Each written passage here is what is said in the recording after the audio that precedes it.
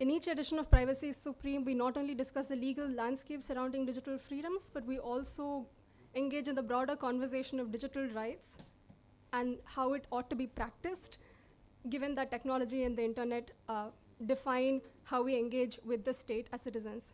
And with that, let's jump right in. I would like to call upon IFF's founder, Director Apar Gupta, to introduce the theme for this year's Privacy Supreme and invite the keynote speaker for this event.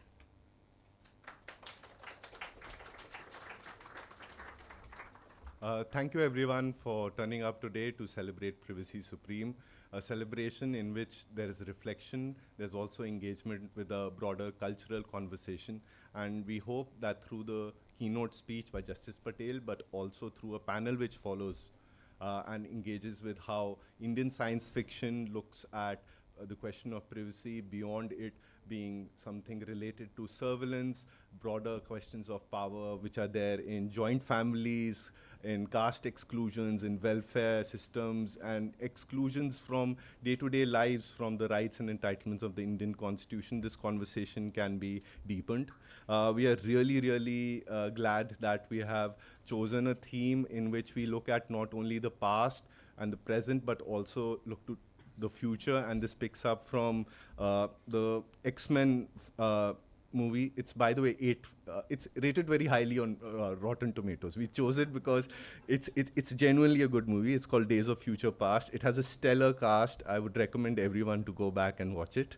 And so taking a cue from that, we have also made certain small things around this event which add a thoughtful touch. We hope it's thoughtful and that prompts a thought in you. For instance, there's a Jenga game right beside the door, and we have taken key historical moments which interact with the right to privacy. It may be a court case, it may be an act of legislation, it may be a disclosure in a popular newspaper such as Pegasus. The date is written, the event is written, and it's in a Jenga style game. So we ask you not to collapse that tower, but to replace it piece by piece. And you can take a small block from it as a memento, we hope a memento or a paperweight, and you can write a date and you can imagine the past and the present, or maybe even the future. We'll be keeping that in our office and we hope you engage with it. And today's program will run till 9 p.m. and Justice Patel's speech will be for about an hour, after which there'll be a 15-minute intermission, and after that there will be the panel. Right before the panel, you may also notice there are some packets here. In that packet, there's a small zine in which there are there's one original story and message by Manjula Padmanabhan, and there's a extract also from Indra Pramit Das from one of his previously published stories. And possibly you can also engage with that. It has some stickers, it has a postcard which has been designed by Dhananjay Kalra. I think he's somewhere here. He's at the back, and he's done most of the designing around the event. Okay, so without further ado, I would like to call Justice Patel. Should we look at the past, present, or the future of privacy in India? Justice Patel, the floor is yours. Yes, definitely.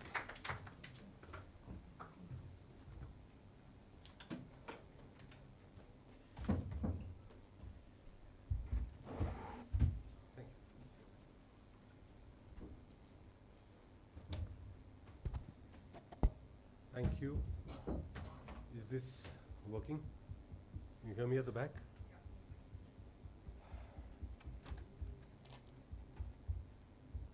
Thank you for having me here today. This is a privilege.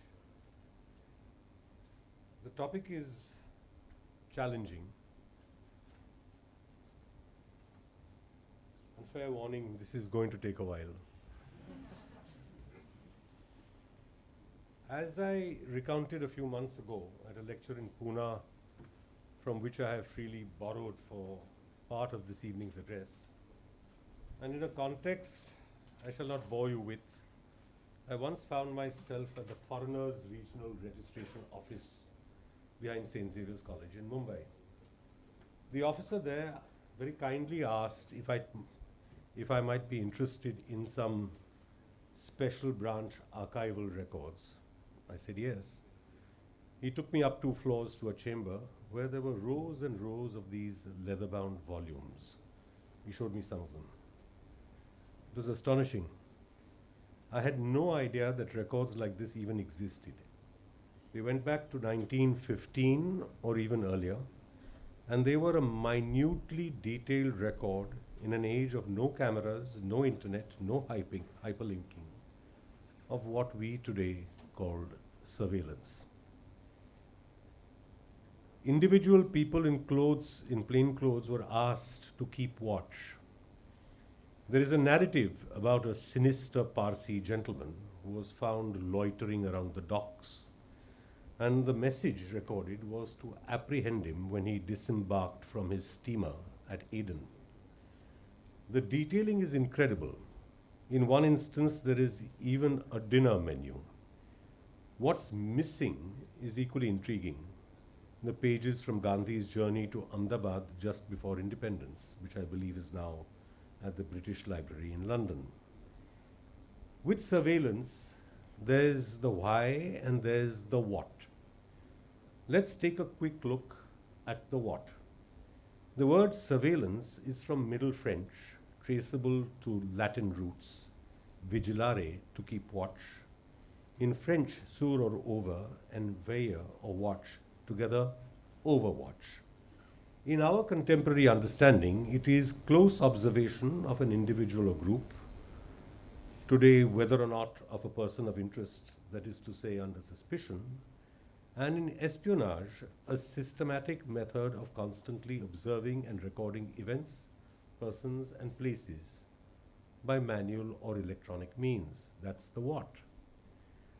The why is far more difficult to understand, at least because surveillance, at least, or whatever word you want to use, is indeed very ancient. I would venture to suggest that if one reads old texts for their subtexts, one should expect to find mention of what is nothing but surveillance going back in time several millennia, indeed several centuries before the Common Era. Surveillance in some form seems to me to always have been an adjunct of organized civil society, most especially as a feature of urban living from the oldest times. The reason is that unlike the more thinly populated and more dispersed agrarian settlements, urban life demanded almost from the beginning a maintenance of what people love to call law and order. There is, of course, an undeniable argument to be made of the necessity of maintaining law and order in intricately woven societal settlements. The absence of law and order would be urban chaos and anarchy, and the term encompasses everything from rules of the road and parking to vending, passing by, cleanliness, hygiene, and so forth. But where lies the boundary? At what point can one legitimately say the need for overwatch ends? At one's doorstep? Where or what is the threshold at which surveillance must stop? At what point do we say, so far and no further? The answer to this question has always been infinitely problematic, and the problem comes from 2 different directions. First, the choices or the lack of choices that are thrust upon us, which I will call the external pressures, and second, the choices that we freely make for ourselves with such tools as we might have at hand. The 2 have different profiles and different intrinsic dynamics. Can you opt not to be on Facebook, X, or Instagram? Not to have a smartphone with WhatsApp? Evidently, yes, you can. Will it impact your life adversely? Oh, that's a hard call, but it's one that's still up to each person to make. But can you function effectively today without what we call ID proof? Aadhaar, a driving license, passport, a voter's ID. I dare say we should be hard put to find a single person among us here today who manages to get by with none of these. The common denominator is data, specifically data about ourselves. We all use this word and we salt almost everything with it. We also claim ownership of it. But what is this word and what does it imply? We understand data today to be a compendium of what are called values, how much, true, false, and so on. On its own, data is useless. It is just a collection of numbers.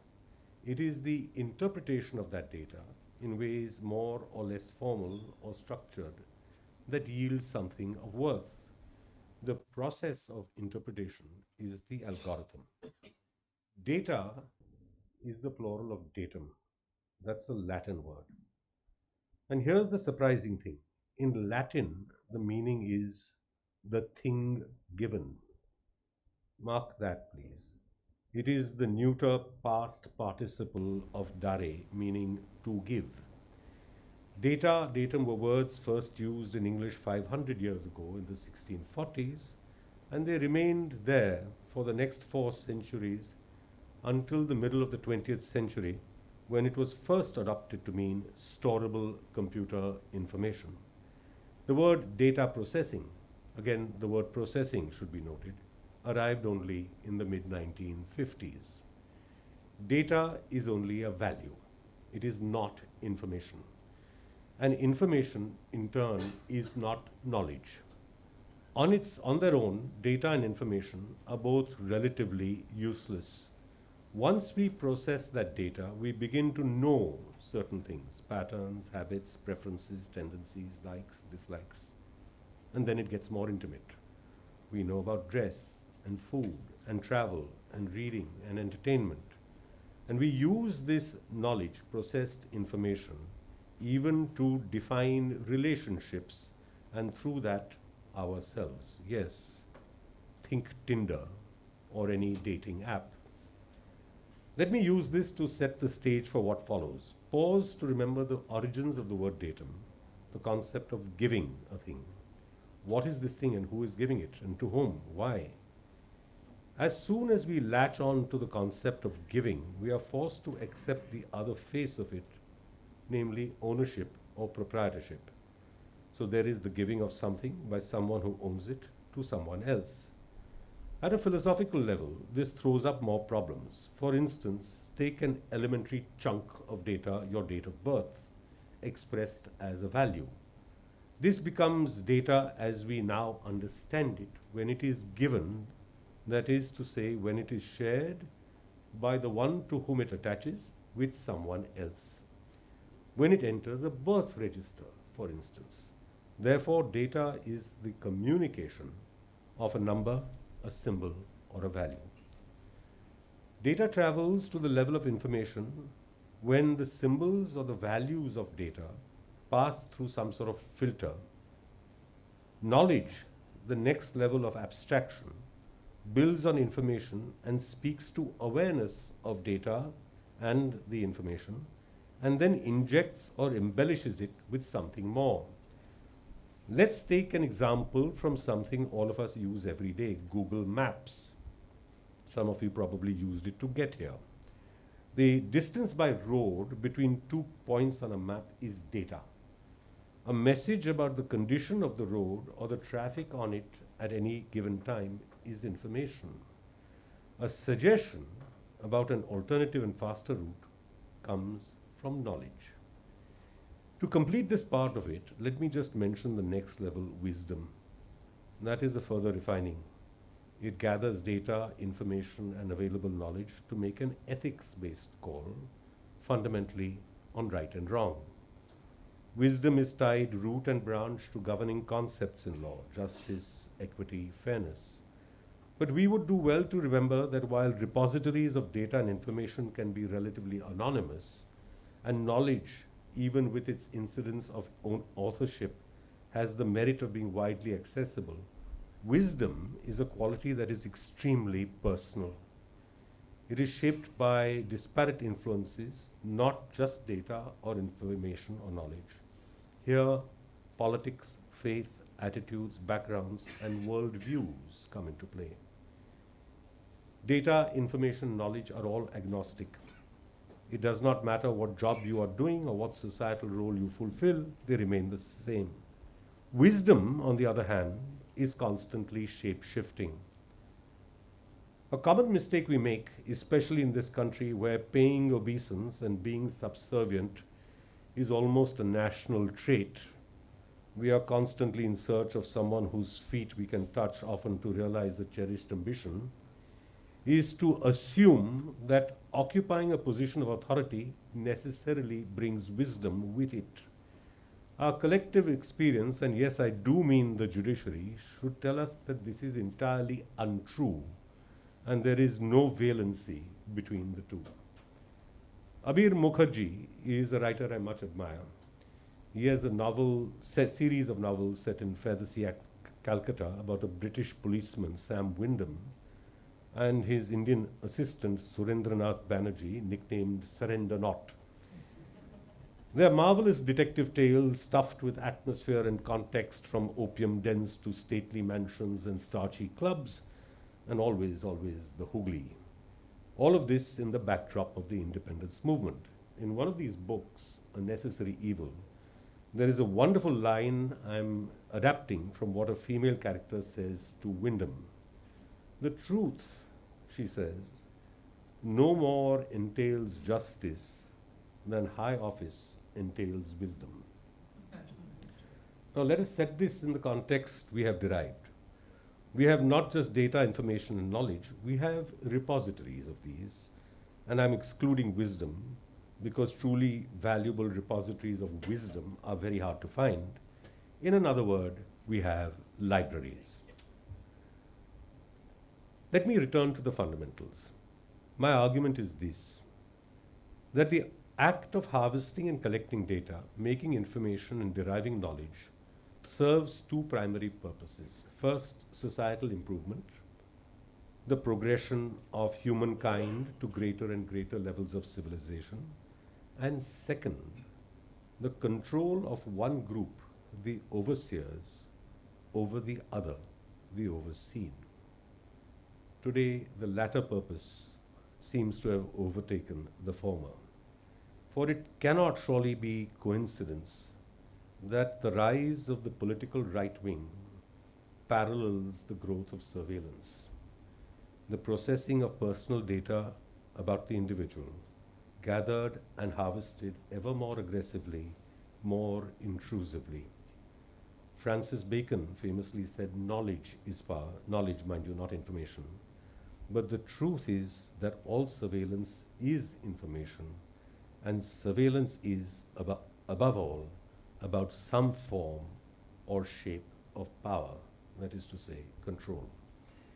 It is everywhere. It is not only about the enemy, whoever that might be.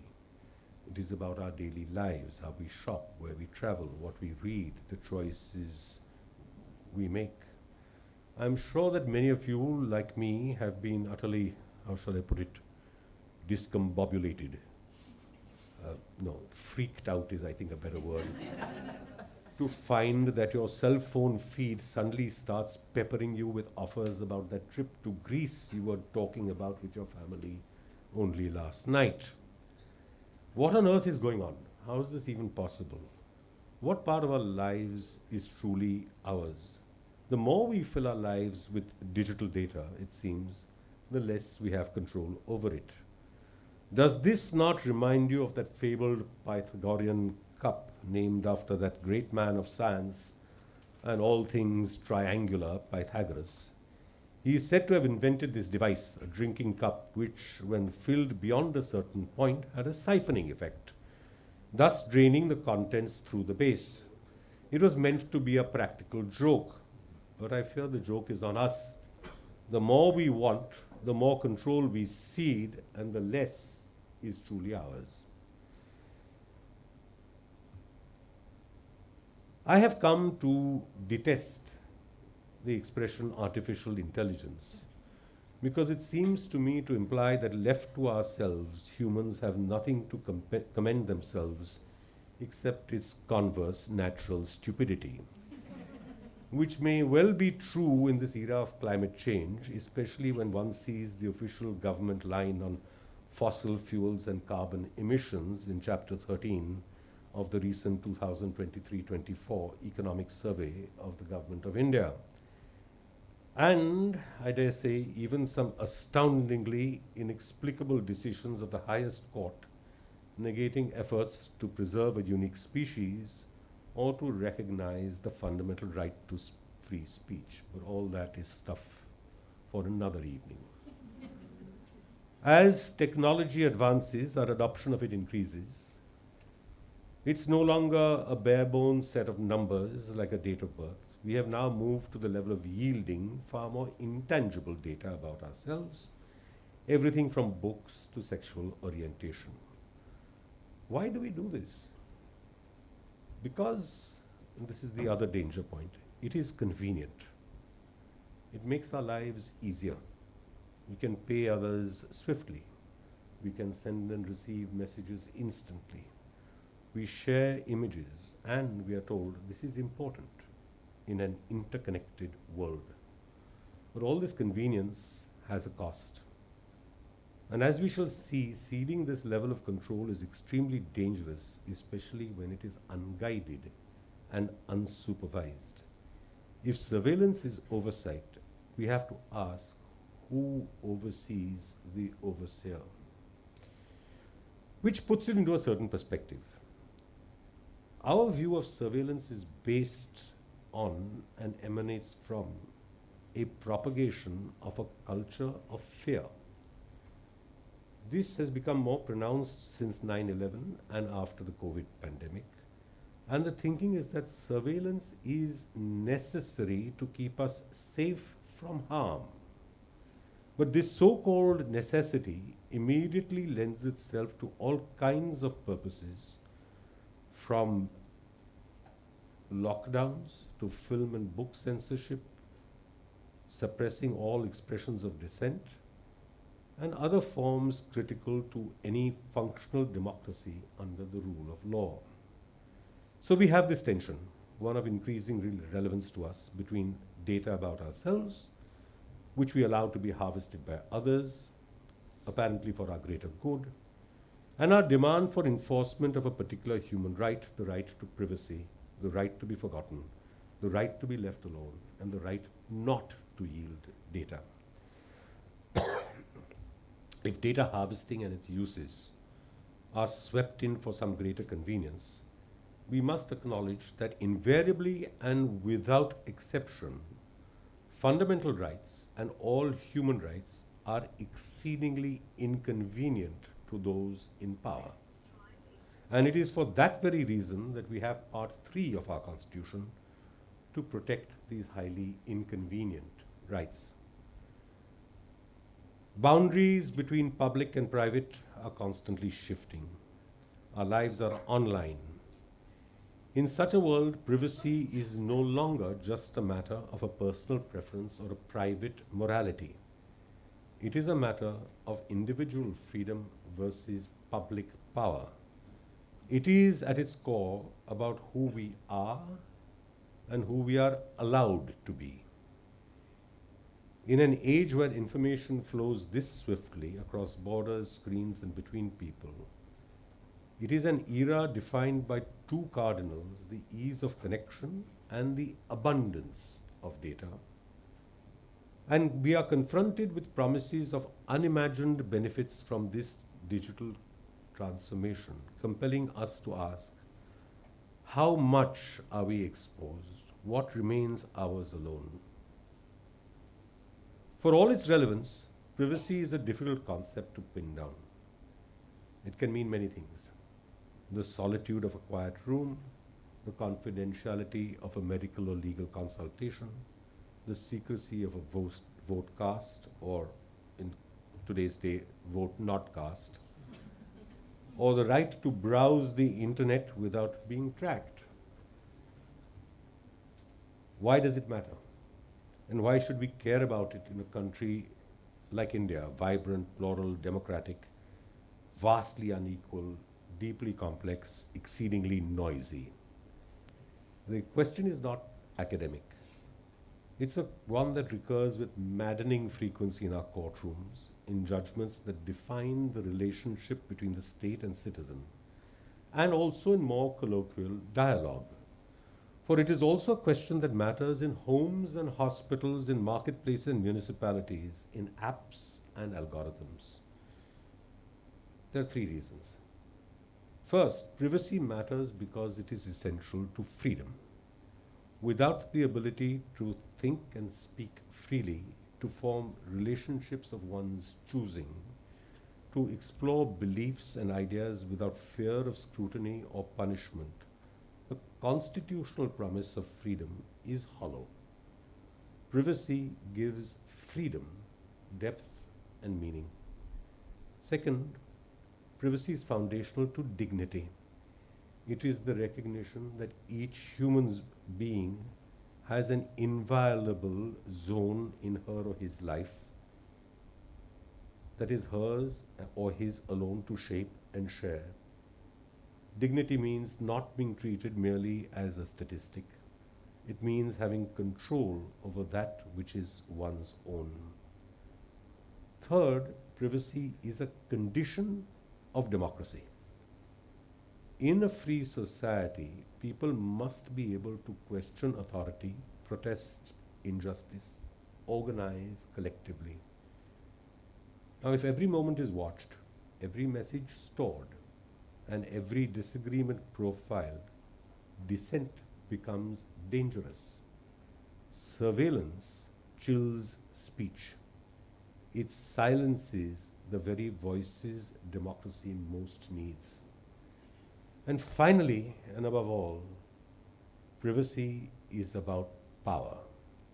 Who has it, who exercises it, and who resists it. In the digital age, power lies not only with the state, but increasingly with corporations, platforms, and algorithms that seem to know us better than we know ourselves. The choices we make are shaped by invisible forces that track, predict, and yes, manipulate. Privacy is the right that allows us to push back. Privacy is by no means a new concern. Some have traced it back at least to 1890, when Louis Brandeis, later US Supreme Court Justice, and his then law firm partner Samuel Warren published a paper in the Harvard Law Review, The Right to Privacy.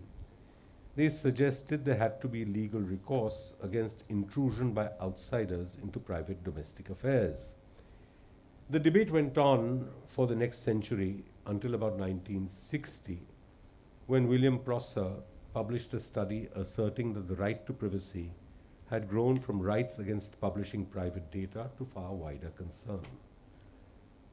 One of these expansions is important to us: deep fakes, or distortion of a person's image or voice or other personally identifiable data. Privacy is a shape-shifting beast, and we must make some attempt to define it if we are to assert it as a human right. Some matters are, we say, private, nobody's business except ours. But the other dimension is that some aspects must be kept clear of intrusion by any authority. In other words, there are parts of privacy where we do not yield data, where we do not cede control, where we contest the power grab. For many years now, my childhood friend Shyam Devan, a formidable lawyer from a family of formidable lawyers, has been tirelessly fighting one legal battle after the other about privacy. This is only one of many he has taken on. In Devan, we find, I think, and I confess to being hopelessly biased, so this is not very judge-like, that rare combination of advocacy of the highest order and incisive, original, and astute scholarship on a range of subjects, but all hovering around a core of constitutional protection. Delivering the 13th Durgadas Basu Endowment Lecture in 2020 on constitutional liberty and privacy, Devan opens with this delectable morsel. Digital age provides an inflection point to explore the day's theme. The Constitution and liberty are old bedfellows. When did privacy enter this company to create a ménage à trois? I mention this paper by Diwan for a reason. It set the stage for what follows. I quote from an early part of it. In the internet age, we must recognize that in order to preserve our liberty in the new interconnected reality, the spaces we must protect and regain, if necessary, are not the traditional spaces. Important as the integrity of our body and home was and is, preserving the ownership, control, and integrity of our data is the most crucial aspect of preserving liberty. This now means protecting ourselves not just from the state, the traditional contestant in the tournament to preserve freedom, but also private behemoths, the big technology companies who harvest and sell our data. In the 2020 lecture, Diwan focused attention on that most intrusive of all data gathering measures, the UIDAI Act and Aadhaar, and the Supreme Court's 2017 9-judge bench decision in KS Puttaswamy versus Union of India, which we remember here today. There are parallel Puttaswamy cases, but all stem from a challenge to Aadhaar. There is yet pending another dimension which need not detain us today on whether or not it was correctly decided as a money bill. The privacy judgment is crucial. Before I get to that, I should mention the 2019 5-judge decision in Puttaswamy called the Aadhaar judgment. Many things are remarkable about it, but one of the most astonishing things is squirreled away in an editorial comment in a mainstream reporter of law cases. The Supreme Court judgment, with different opinions of the judges, spans 940 printed pages. Several leading pages are summaries, what we call head notes. Buried in this is an entirely gratuitous editorial digression. It goes like this: Ed. The issue squarely faced by the court in this case goes to the dilemma at the heart of ethical philosophy, capital E, capital P. Is it possible to have social progress a necessary condition for individual flourishing if the Kantian postulate of never using human beings as means to ends is taken too literally and dogmatically? Even Kant himself allowed for putting the interests of the Commonwealth above those of individuals when it came to preservation of the Commonwealth, for without the Commonwealth or the state, it is simply impossible to have any meaningful civilized existence, and all that obtains is the Hobbesian hugger-mugger. Of course, the liberal challenge is always to try and absolutely minimize this use of human beings for the greater good, and which must be non-discriminatory. For instance, is secure modern life conceivable without the critical role played by the armed forces, police forces or security forces, and the secret services in every modern state? And do not the rest of us use them as a means to an end when they are sacrificed on the front lines battling for our freedom and security? Aadhaar, really? Should the Aadhaar project, which has finally given us a unique, non-duplicable identity to every one of us, 1.2 billion Indians, something considered impossible until it was actually, it goes on. I didn't make that up. I couldn't if I tried. Because conceptually and philosophically, Aadhaar is and always has been problematic. Small digression. I remember voicing an objection to it in late 2013, a few months after I was appointed a judge. I was smacked down with some derision by a senior colleague who said I had spent too much time with the Khadi Jhola crowd. That judge went on to the Supreme Court, and his judgment One that echoes at least a bit of what I'd complained of, including that there was then no controlling statute, lends credence to one of my long-held beliefs that hindsight is usually the lack of foresight. Even today, the problems with Aadhaar are manifold. I had some experience with a precursor project when I was engaged in an arbitration regarding what was then called the Bhimasha project in Rajasthan. It was the same overall objective and the same problems. But we had some incredible instances that popped up in the course of that litigation and which were replicated in the early days of the Aadhaar scheme, such as fake Aadhaar identities, including one legendary one from Hyderabad, where an Aadhaar number was issued to Palak, son of Kothmir. Privacy and the evolution of privacy law is the reason why very similar enterprises overseas have been abandoned. Aadhaar is the one deeply personal data harvest that is not siloed. No policeman can ask for your passport for a traffic offense, and no immigration officer can see your voting ID or driving license when you enter or leave the country. Aadhaar negates all of this. So when in 2017, the 9-judge bench of our Supreme Court recognized in Puttaswamy that the right to privacy is a fundamental right, it did not merely affirm or discover or unveil a legal principle. It voiced a truth far deeper, one that we are, I think, only now beginning to comprehend, that privacy is the bedrock of individual freedoms. The road to Puttaswamy was long and uneven.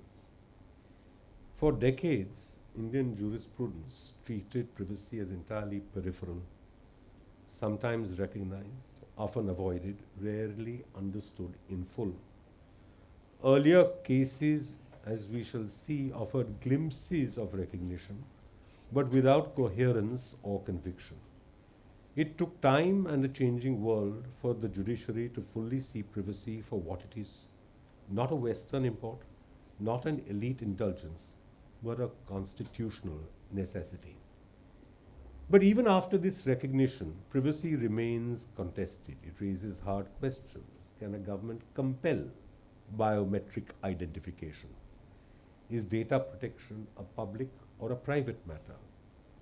Can individual rights be overridden for the collective good? These are not easy questions, nor are they merely legal. They are moral, technological, political, and profoundly human.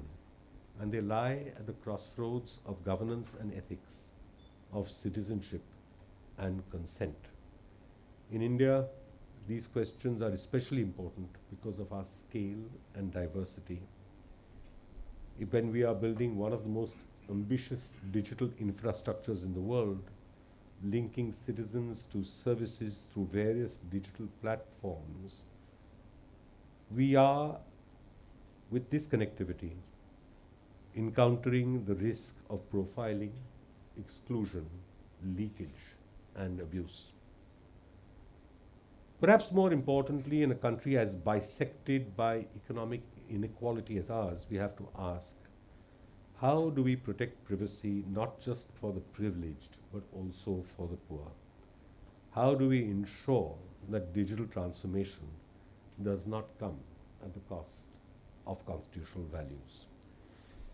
Our answers should begin with a clear understanding of a tracing of judicial history, and I will go through this relatively quickly.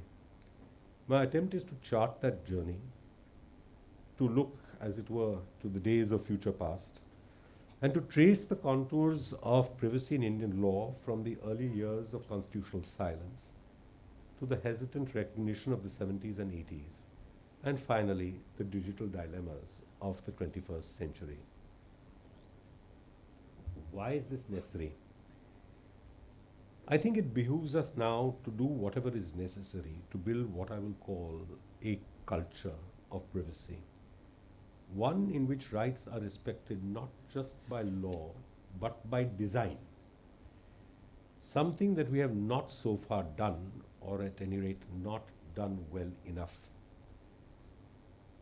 This is a vision of a culture where citizens are informed, empowered, have their individuality respected, and not just in the arcane language of court halls, but out there on the streets. As we know, the Constitution of India does not contain the word privacy, at least as it was originally enacted. That was not accidental. Privacy at that time was not part of a larger global vocabulary.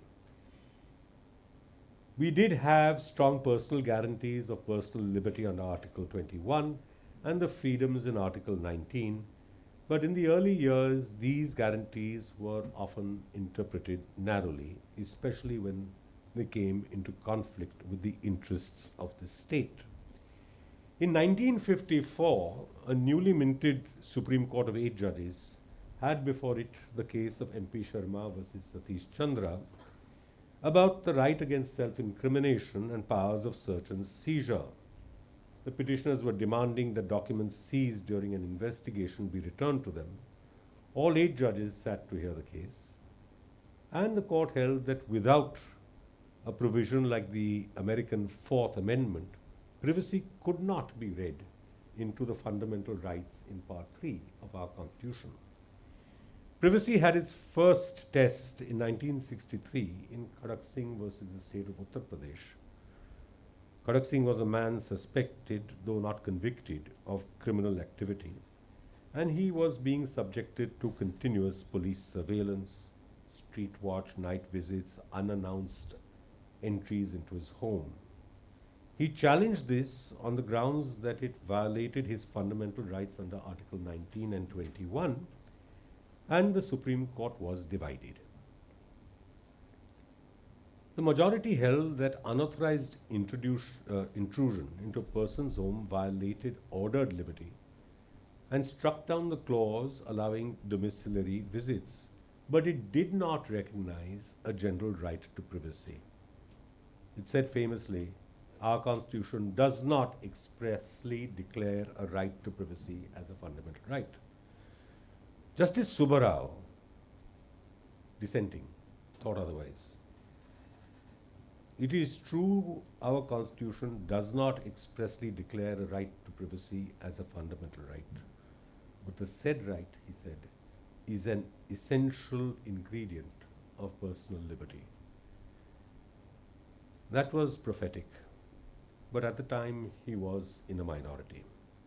Khadak Singh left privacy in a peculiar place, acknowledged in part, denied in full. But the door had cracked open just a bit. More than a decade later, in 1975, in Gobind versus State of Madhya Pradesh, the court took another small step forward. This was on similar facts, police surveillance, an argument that this violated the right to privacy. And Justice Matthew, writing for the court, acknowledged that such a right might be implicit in Articles 19 and 21. But the court did not categorically affirm a broad right to privacy, but assumed its existence and then positioned it against countervening state interests. It was cautious and, as a recognition, conditional, but it was the beginning.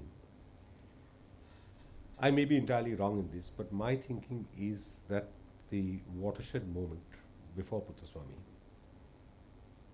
the earliest one, was in 1978 in Maneka Gandhi versus Union of India, which was about passport seizure.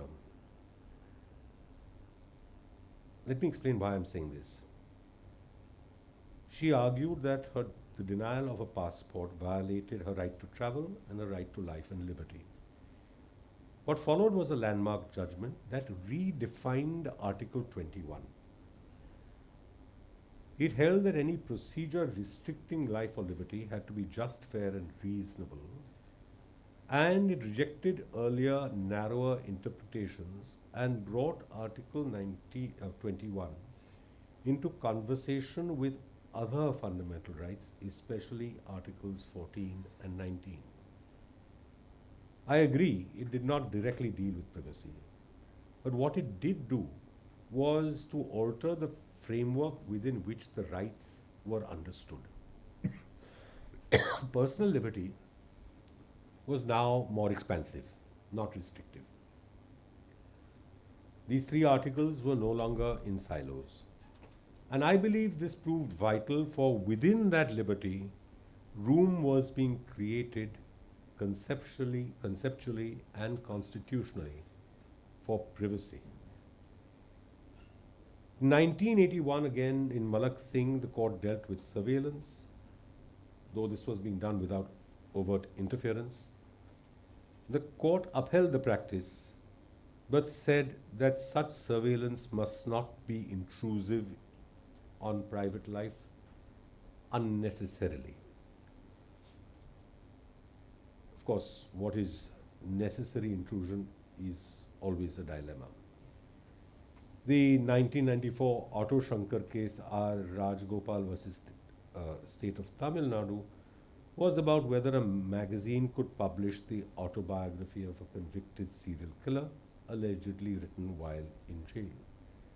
The court took the opportunity to articulate a right to privacy in Indian law and said that it is implicit in Article 21, but positioned this as the right to be let alone. Privacy of one's own, one's family, marriage, home matters. This was a shift in judicial thinking from ambivalence to affirmation. It recognized that there is a zone of inviolate autonomy and that intrusions into that space, especially by the press, have limits. It was something of a breakthrough. 1997, PUCL versus Union of India, the telephone tapping cases, was perhaps one of the most important cases before Puttaswamy. PUCL challenged a provision of the Indian Telegraph Act saying that it lacked adequate safeguards and allowed for arbitrary and unchecked intrusions. The judgment did not articulate a full theory of privacy, but it treated communications privacy as part of personal liberty. Now, it is here that we see the court beginning to recognize privacy as both substantive, the content of the communication, and procedural, the requirement for some form of due process. So by the early 2000s, privacy had become a regular feature of constitutional litigation. Its recognition was still uneven. Courts acknowledged privacy in some contexts, search, seizure, surveillance, but hesitated to recognize it as a full-fledged right. The advances were incremental. There was no unifying doctrine, let alone a philosophical underpinning. And courts, being what they are, more often than not sealed windowless boxes in which one might chance upon a jurisprudential Schrodinger's cat, nobody thought to look out at the rapidly changing world outside. The advent of the internet, the digitization of governance, the explosion of surveillance technologies, and the creation of Aadhaar brought privacy to the center of public life. The law has always been out of step with technology. This yields a persistent legal ambiguity, and it is in this dichotomous context that the challenge to Aadhaar brought privacy roaring back to the Supreme Court, this time with urgency and a call for long overdue clarity. From a timorous beginning, with courts hesitant to read into the Constitution a right not explicitly mentioned, to a gradual recognition, and then to a broader articulation under Articles 21, we see a sort of progression. This is best understood by seeing it graphically. From first conceiving privacy as a defense of a physical space, every person's home is her or his castle, to one that mushroomed to include information, autonomy, reputation, and above all, choice. The early cases were the building blocks on which the right to privacy was ultimately constructed. They showed that privacy was not a foreign transplant, but a deeply Indian concern. And so what began as a cautious, hesitant idea eventually crystallized into a constitutional doctrine. I need to say this evolution was not inevitable. It was the result of persistent advocacy, judicial reflection, and the demands of a changing society. It was also the product of a constitution that, though silent on privacy, has never been indifferent to dignity. Puttaswamy. The year is 2017. In a courtroom in New Delhi, 9 judges of the Supreme Court of India are sitting together to answer a question that has been raised and frequently deferred for 6 decades. Does the Indian Constitution guarantee its citizens a fundamental right to privacy? Consider the context.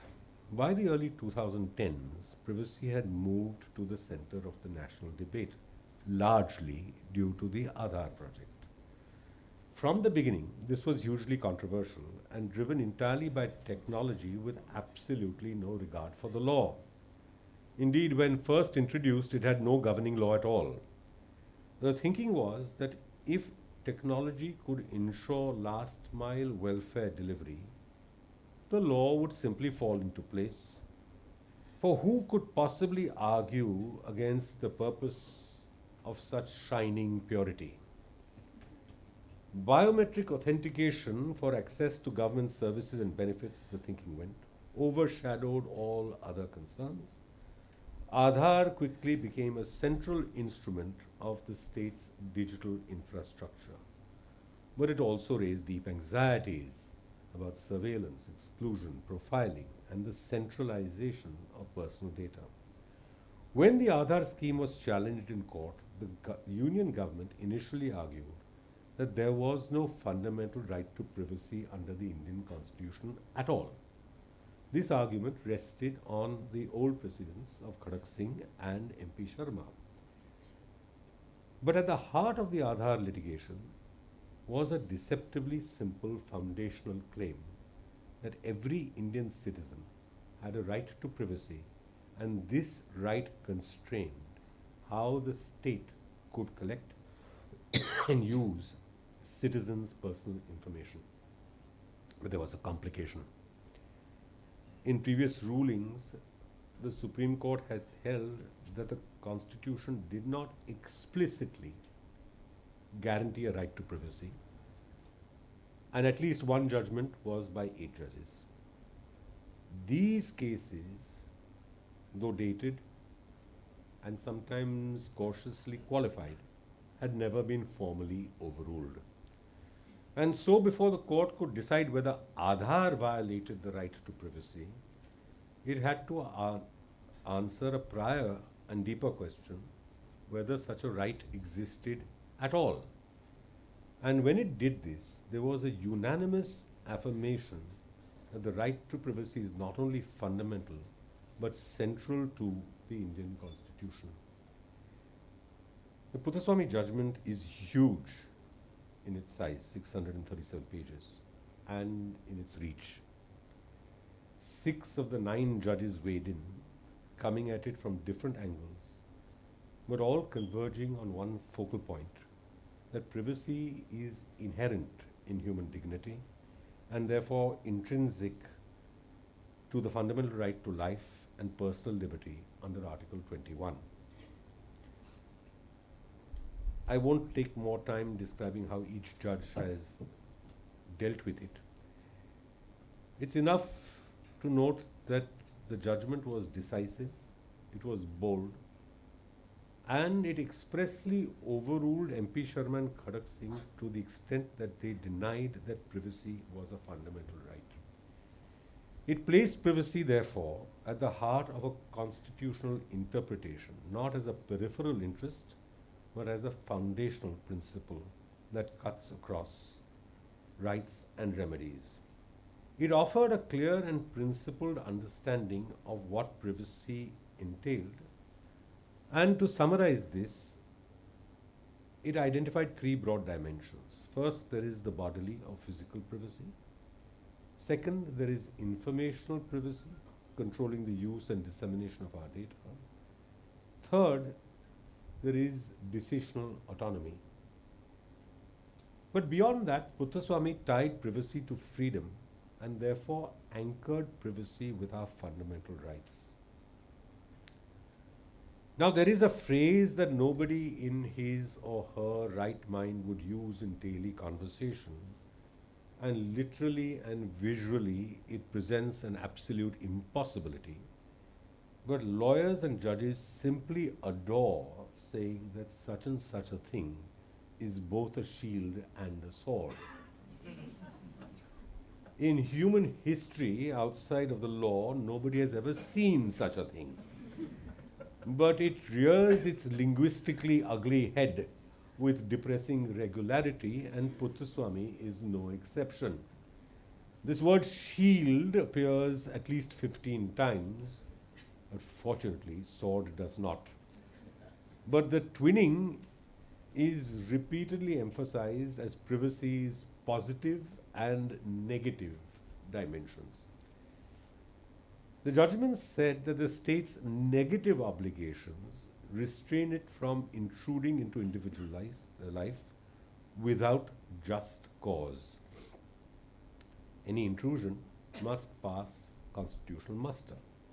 This is apparently the shield. On the flip side, the unspoken sword, the state's affirmative obligations require the state to create legal and institutional frameworks to protect citizens' privacy from non-state actors. This includes enacting data protection laws, regulating technology companies, and so forth.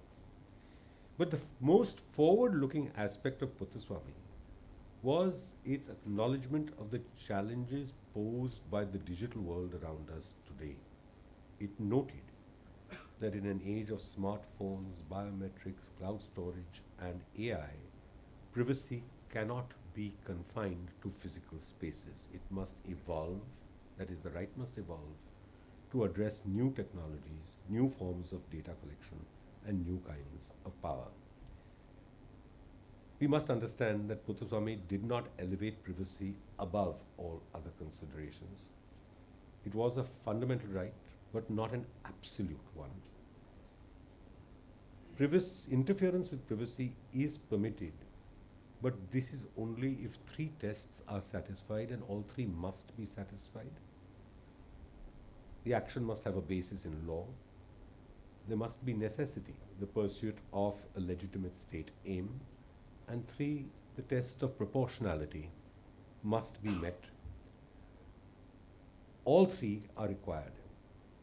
Now, the Puthaswamy judgment became, I think, the constitutional foundation for the subsequent Aadhaar judgment. But it also provided the jurisprudential basis for decriminalizing homosexuality in Navteej Singh Zohar versus Union of India in 2018, where there's a recognition of the right to intimacy and sexual identity. It has also shaped ongoing debates on data protection, facial recognition, and so on.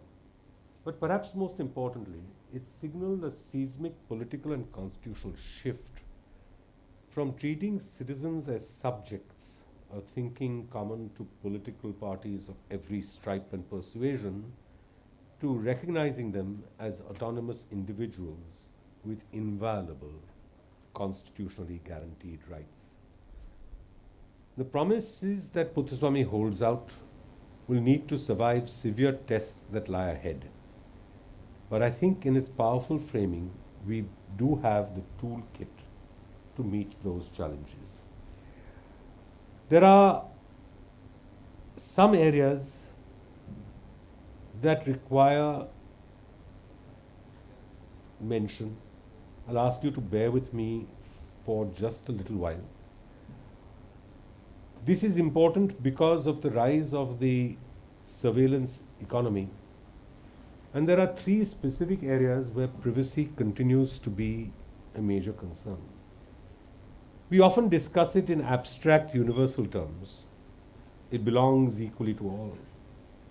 But in reality, privacy is not equally available. It is shaped by power, access, identity, and inequality. It is experienced differently, sometimes denied altogether, by those who live at the margins of society. For privacy intersects with gender, sexuality, and caste, three powerful axes of marginalization in contemporary Indian society. For many women in India, the idea of privacy is not a legal abstraction. It is a daily struggle. It is the freedom to close a door, to make a call, to walk unaccompanied, to study or work without scrutiny, to refuse marriage or to leave a violent home. Basic freedoms for women are too often seen as threats to the social order. In Indian households, privacy for women is routinely denied in the name of protection. This is again power play. Their phones are monitored, their movements are controlled, their conversations are policed. In many cases, families act as surveillance units, enforcing hidebound and prelapsarian norms of chastity, obedience, and invisibility. Outside the home, the public realm is no safer. Urban planning rarely prioritizes the safety or autonomy of women in public places. A brilliant book, Why Loiter, examined the threats to women who choose not to hurry home from work, but to dawdle as their male counterparts are so wont to do. In rural areas, the denial of privacy is even more stark, especially in matters of sanitation and healthcare. This denial of privacy is not accidental. It is a mechanism of control and a way to reinforce patriarchal power and to restrict autonomy. Nowhere is the link between privacy and dignity more apparent than in the lives of LGBTQ+ individuals. For decades, consensual same-sex relationships in India were criminalized under Section 377 of the then IPC. This criminalization not only denied equality before the law, but also made privacy itself illegal, particularly the right to love, to form relationships, and to define one's own identity. In Johar, the Supreme Court struck down Section 377 partly to the extent that it penalized consensual acts between adults, and it did so relying heavily on Puttaswamy. But nobody remembered to tell that constable or that policeman in some distant district in Chhattisgarh that part of Section 377 had gone. The problems persist despite the recognition in Johar.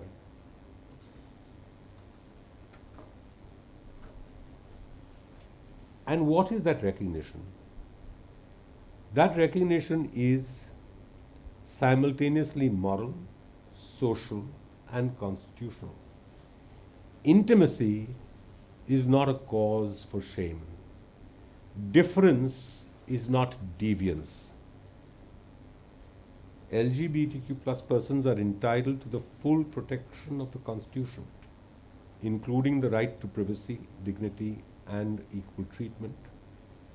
But it is confronted, this right, with ongoing pervasive and perverse social conduct, outing by family, employers, or media without consent, discrimination in housing, healthcare, and employment, including refusing judgeship, aggressive policing of relationships through harassment, threats, and violence. Where, I must ask, are the respectful and confidential medical services for queer and trans persons? the fully implemented protection from forced disclosure by employers, institutions, and media, and the systematic attempts to educate. By the way, I hate the word sensitize. The police and yes, even the judiciary. And why have we turned our faces away from explicit affirmative legal recognition of same-sex relationships, family, and gender identities? Caste is not just about hierarchies. It is simultaneously about power and about identity. Historically, for Dalits and other marginalized castes and classes, some form or the other of social surveillance has always existed. Where they live, with whom they associate, how they dress, whether they access common resources, all of these are monitored, regulated, and when challenged, visited with violence. Worse, this control begins early at institutional levels. From school registered to job applications, from ration cards to government databases, caste is recorded, indexed, and circulated.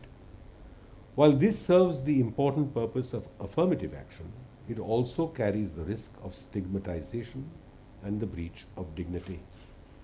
When digital databases link biometric data with caste and socioeconomic profiles, as in some rural employment schemes or scholarship programs, privacy concerns become acute and usually problematic. To be sure, caste-based data can empower, but it can also exclude and thereby reinforce the very inequalities it seeks to address. Should privacy frameworks be caste-blind? Would that serve justice? How do we mitigate the risk of digital data being used against marginalized castes? How do we ensure that the collection of digital data that includes caste, especially among the poorest, does not feed into a continuance of living everyday vulnerabilities? Puthuswamy began a conversation, one that is, I think, still unfinished, but is deeply consequential. Digital systems such as Aadhaar-linked database are increasingly used to verify identity, prevent fraud, and deliver subsidies. But what happens when the system fails? Take the example of welfare exclusions due to biometric mismatch. When fingerprints fail, they often do, individuals are denied rations, pensions, or wages. This has become a huge problem across at least 4 or 5 of our states today. It is being attributed to technical glitches. But it is far worse than that. It is a full-scale betrayal of a constitutional guarantee and an absurdly devious denial of the very purpose for which Aadhaar was established. For now, far from delivering benefit, it now serves to deliver the most terrible punishment.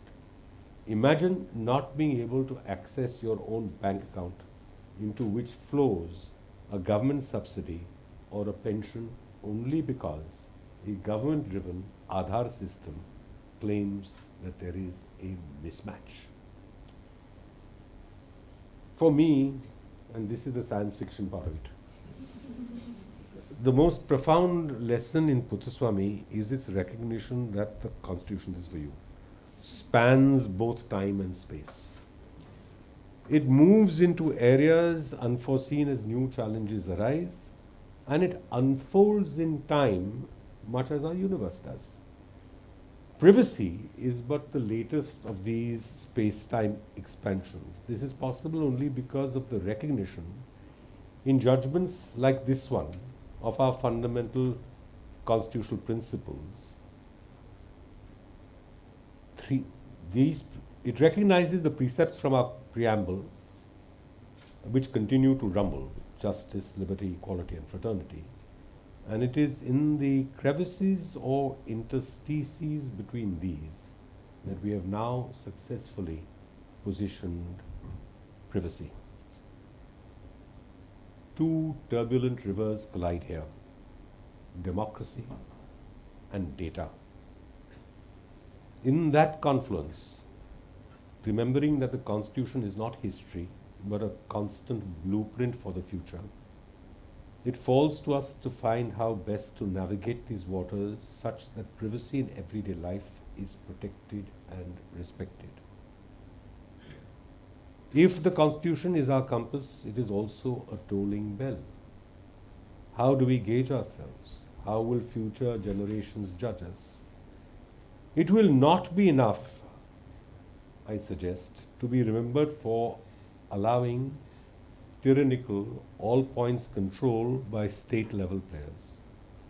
Even good governance, which has all but collapsed today, will not suffice. The true test, I would argue, would be to gauge the flow of trust between the state and the citizen. For a state that distrusts its own citizens is a failed state. And in this digital era, that trust must be earned by an explicit recognition of privacy as a fundamental right, not in law books, but in actual daily practice. The power structure needs to be set right. Those who collect data are not to be our masters, they are to be the servants of we the people. As we move into an increasingly digitized and interconnected world, we must ask ourselves, what kind of society do we wish to become? One that watches, snoops, spies, surveils, and controls, or one that trusts and empowers and actually governs? The answer to this will shape the future not just of law, but of our democracy itself. Thank you for listening.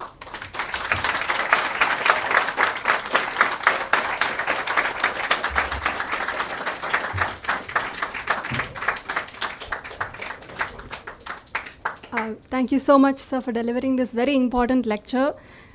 I'm afraid we don't have any time for questions, so we'll now... Thank God. Couldn't answer it. So we're gonna take a short break Actually, the now. answer to that is ask ChatGPT. Very true. We're going to have a short break now for 15 minutes, after which we will reconvene for the panel. Thank you.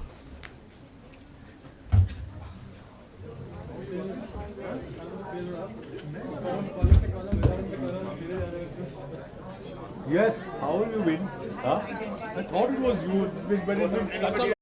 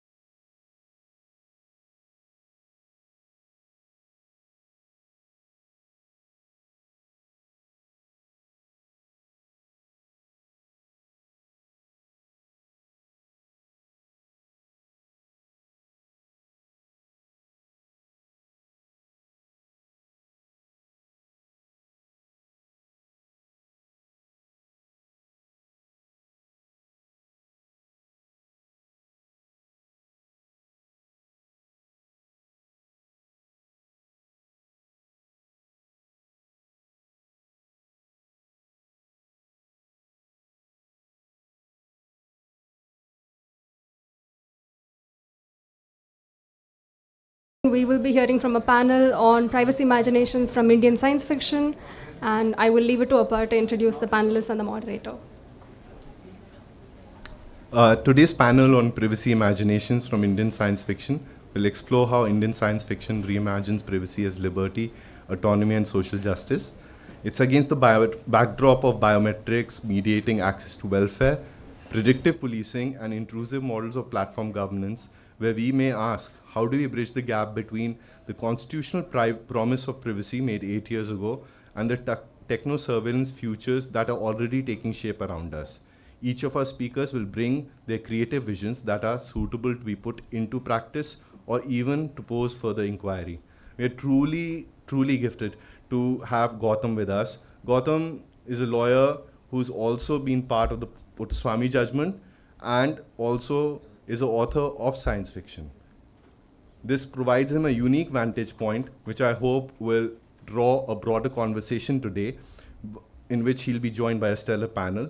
Our first panelist will be Sanam Khanna, who's a faculty member in the Department of English at Kamala Nehru College at University of Delhi. She has written on Indian science fiction, including a chapter titled Spectral Cities and Spectral Selves in Shockwave and Other Cyber Stories, which is within Science Fiction in India, published by Bloomsbury in 2022. Then we have Swati Daftuar, who's an India-based editor and literary curator. She's currently a consulting editor at Speaking Tiger Books, and in her previous roles with HarperCollins and Hindu, she has commissioned across genres, including science fiction and speculative fiction. She's also published speculative short fiction under the title A Million Shades of White.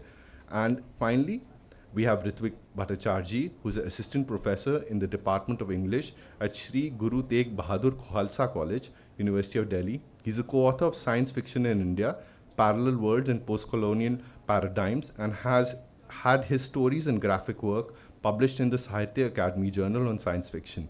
Please join me in welcoming all four of them, and over to you, Gautam.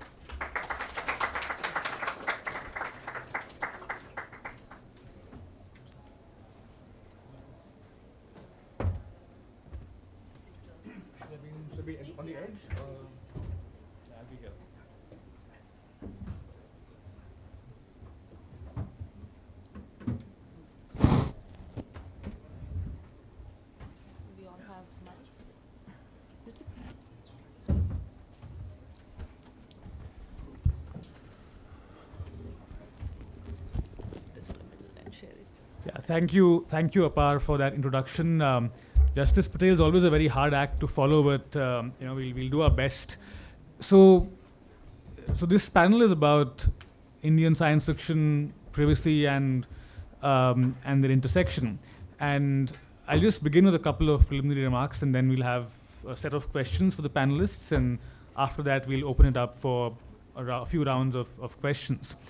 Now, from its inception, science fiction has always been a genre that has been really curious about technology. There is a debate about what or which the first modern science fiction novel is, and while different books have adherents, there is broadly an agreement that Mary Shelley's Frankenstein marks the birth of the modern science fiction novel, and that, of course, is a book about technology and the promises and perils of technology. In the mid-20th century, science fiction developed an obsession with state power in the era of the rise of authoritarian states. The classic trilogy of 1984, Fahrenheit 451, and Brave New World are all books that envision a society in which state power has become so pervasive that private sphere of the individual has been reduced to almost nullity. They do it in different ways. But that is why, as a genre, with its focus on technology and the future, science fiction has always been well positioned to ask these questions about privacy, the future of privacy, and what technology is doing to us.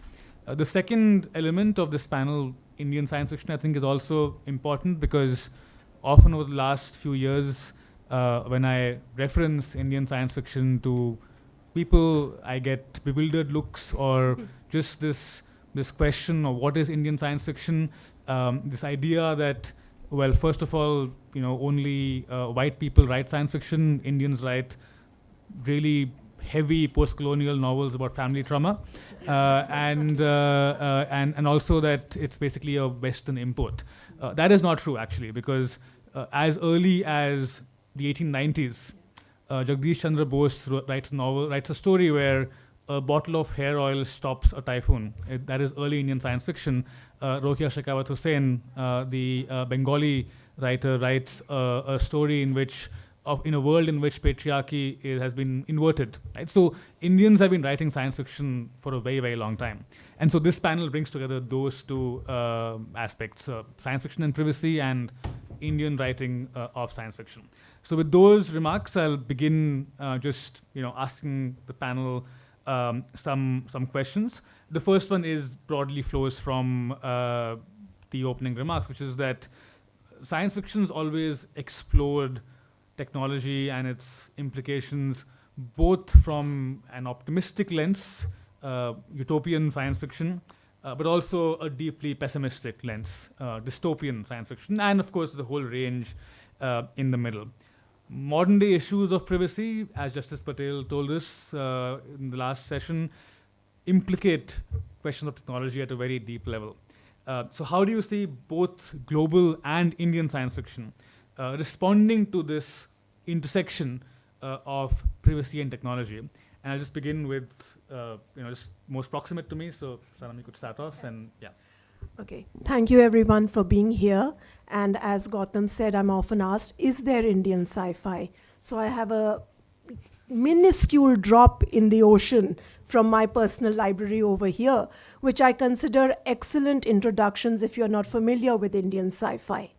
Right from writing for children to, of course, writing from adults, from the late 19th century right up to now, Indian sci-fi, I think, explores very important issues, and presciently it does so before other forms do. So, Justice Patel's address ended on that note of utopia and dystopia. And that, as you know, is the staple of science fiction. Science fiction always explores what is utopia and for whom.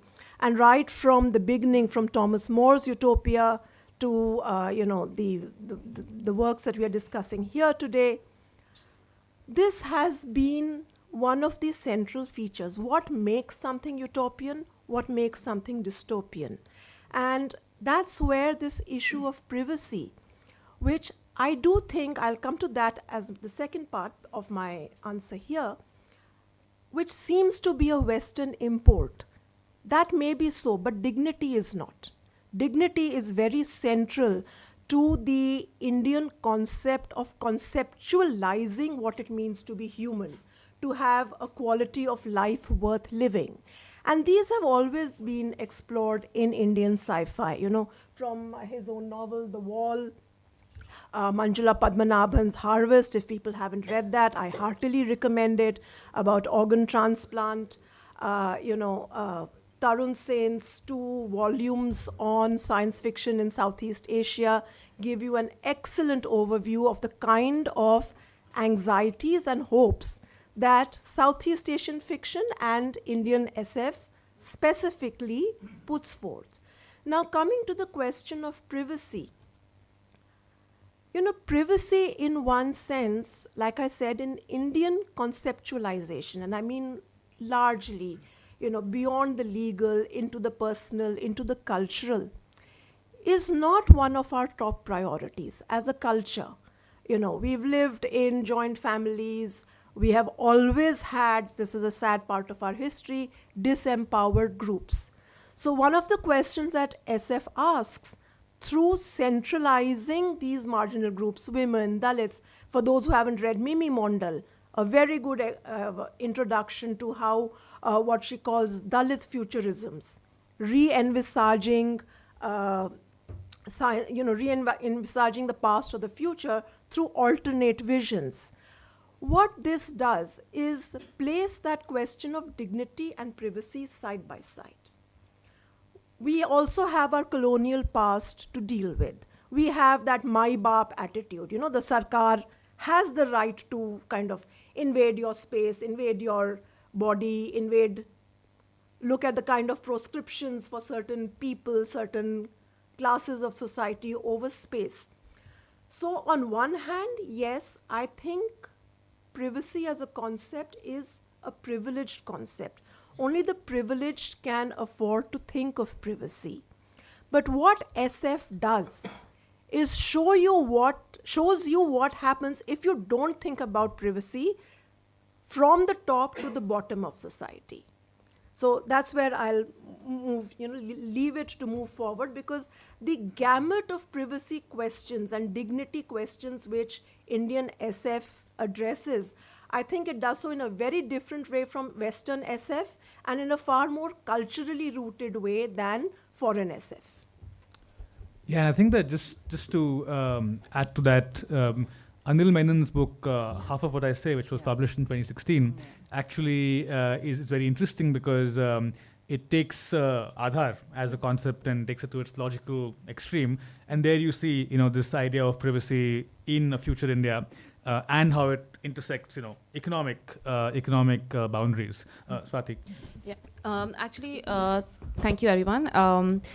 This subject of kind of talking about privacy and science fiction, it made me really think about the question that you asked, which is global science fiction and Indian science fiction. And are we seeing anything different between the two?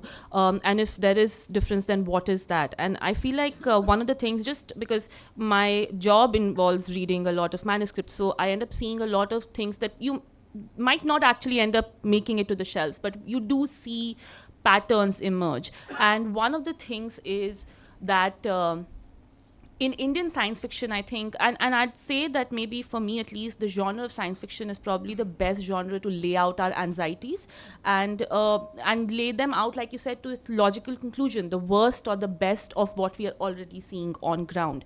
And this is something I've seen in Indian science fiction a lot, which is that how it might be slightly different from global science fiction in a local and contextual way, is that a lot of times what I see in Indian science fiction is not too distant future, in the sense that what we find in Indian science fiction today is actually recognizable. It's familiar. You might be seeing a Delhi or a Kolkata. Usually these are the cities you'll see in Indian science fiction. You'll see Bombay, Delhi, Kolkata, and you'll see them in a way and in the way they look and feel and sound in that piece of literature won't be too far away from what we're experiencing today. What you'll actually be seeing is an extreme form of what you probably are already experiencing. So there's that, I think, that really stands out for me. And what it also does is shows me what the authors, writers, thinkers today are grappling with, the things that they're grappling with. And the other thing that I do want to point out is that one of the concerns of Indian science fiction, of course, there's technology, but like you said, I think you rightly said that privacy for Indians has always been a complicated thing. It's stratified. It's also not just privacy from the government, from the state, but I think, like the keynote address also talked about, it's from so many people. In India, it's not about being in a locked room. It's about being in a really crowded room with so many eyes on you. So when that's the point, then who is asking for this privacy? Whom are they asking for this privacy from? All of these things come to the fore when you read Indian science fiction. And what happens then is the science fiction that you're reading from India is also stratified, in the sense that when you're reading it sitting in, say, an urban society, maybe what you're reading will feel like dystopia. But actually in India, pockets of the country are already living the dystopia that we might be thinking of as dystopian. So I feel like all of these things come together in Indian science fiction, which I would say, I don't think it's so cut and dry that the global science fiction does not have that, but there is a certain, somehow a lot of global science fiction, and I think this will come up, sometimes it imagines things which are maybe too far into the future. You might know of certain ideas, but they won't feel as close as they do to you when you're reading Indian science fiction. And a book there, like for example, Samit Basu's books. I remember reading Turbulence as one of his early science fiction, and it was so familiar. It was just, actually, it was a gateway science fiction book, I felt, because it was a superhero science fiction book. A bunch of people take a flight and they land as superheroes. It was an interesting sort of concept, and now with the city inside, I think he revisits, and Delhi's very familiar there. Prayag Akbar's Leela, it's a familiar concept. So I feel like that maybe is what stands out to me when it comes to Indian science fiction. Yeah, I think Leela is interesting because, like you said, a lot of Indian science fiction takes the social cleavages that exist today and really shows you their extreme version. And Leela is perhaps the one that shows you the most terrifying, of that. And of course, it was made into a series as well, where I think surveillance is so pervasive, right? So, and surveillance in a very Indian form, which is already exemplifying or entrenching other kinds of social structures. And that's a good example, I think, of that near future Indian science fiction that where privacy and surveillance become, really, really sharp issues. Go on to Ritvik. Thank you. First of all, thank you for having me. I think it's a very complex question that Gautam has asked, and I have a three-part answer, as we academics usually do. The first part is on the idea of Indian science fiction itself, and prior to that, science fiction itself. Because once you start thinking about it and just wonder what really is science fiction, where you see that science itself is something which works on the unknowns. And then you have the addendum of the fiction as well. So if you think about it, science fiction is basically the episteme of science on science itself. So in moments where science is failing, you find science fiction. Having said that, science is a very Western thing. I'm not saying that we do not have science or we do not understand within the Indian context science itself, but if you want to think about it, science is Western because it is a methodology. What we have, so this is something that I call in my book proto-science, where, different ways of doing the same thing. What we have been doing in science, the experiment, I think most of us have done that, right? In one side ruled and one side empty pages, writing experiment, observation, and inference. That's a very Western way of doing science. In which case, if you want to think about science fiction, you have to also think about the fact that we have a very different way of doing science. That, for the lack of a better word, think of something like Ayurveda. I'm not saying it's right or wrong, that's not my purview, but I'm saying it nevertheless is a way of finding some kinds of answers which do not or which are not commensurate with the way that West does science. In which case, our science fiction is different as well. So the trajectory follows and the logic follows. So the kind of narratives that you get to see, especially, I love Vandana Singh's story. It's called Yakshantriksh. It's not in any, it's available online, and it's the one that Vandana, I and a friend, we just converted into a graphic format, because why not? It is a story where the emptiness of the universe or the unknowns of the universe are merged with the idea of the yaksha, because suddenly that makes more sense.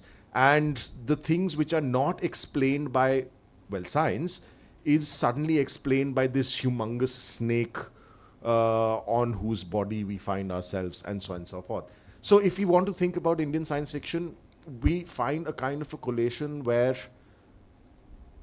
the ways of finding answers, because that is ultimately what science is, and we go to Levi-Strauss and things like that, way of finding answers is a little close to our own selves, close to the way we do things, close to the facts, or close to the kind of lives that we do live.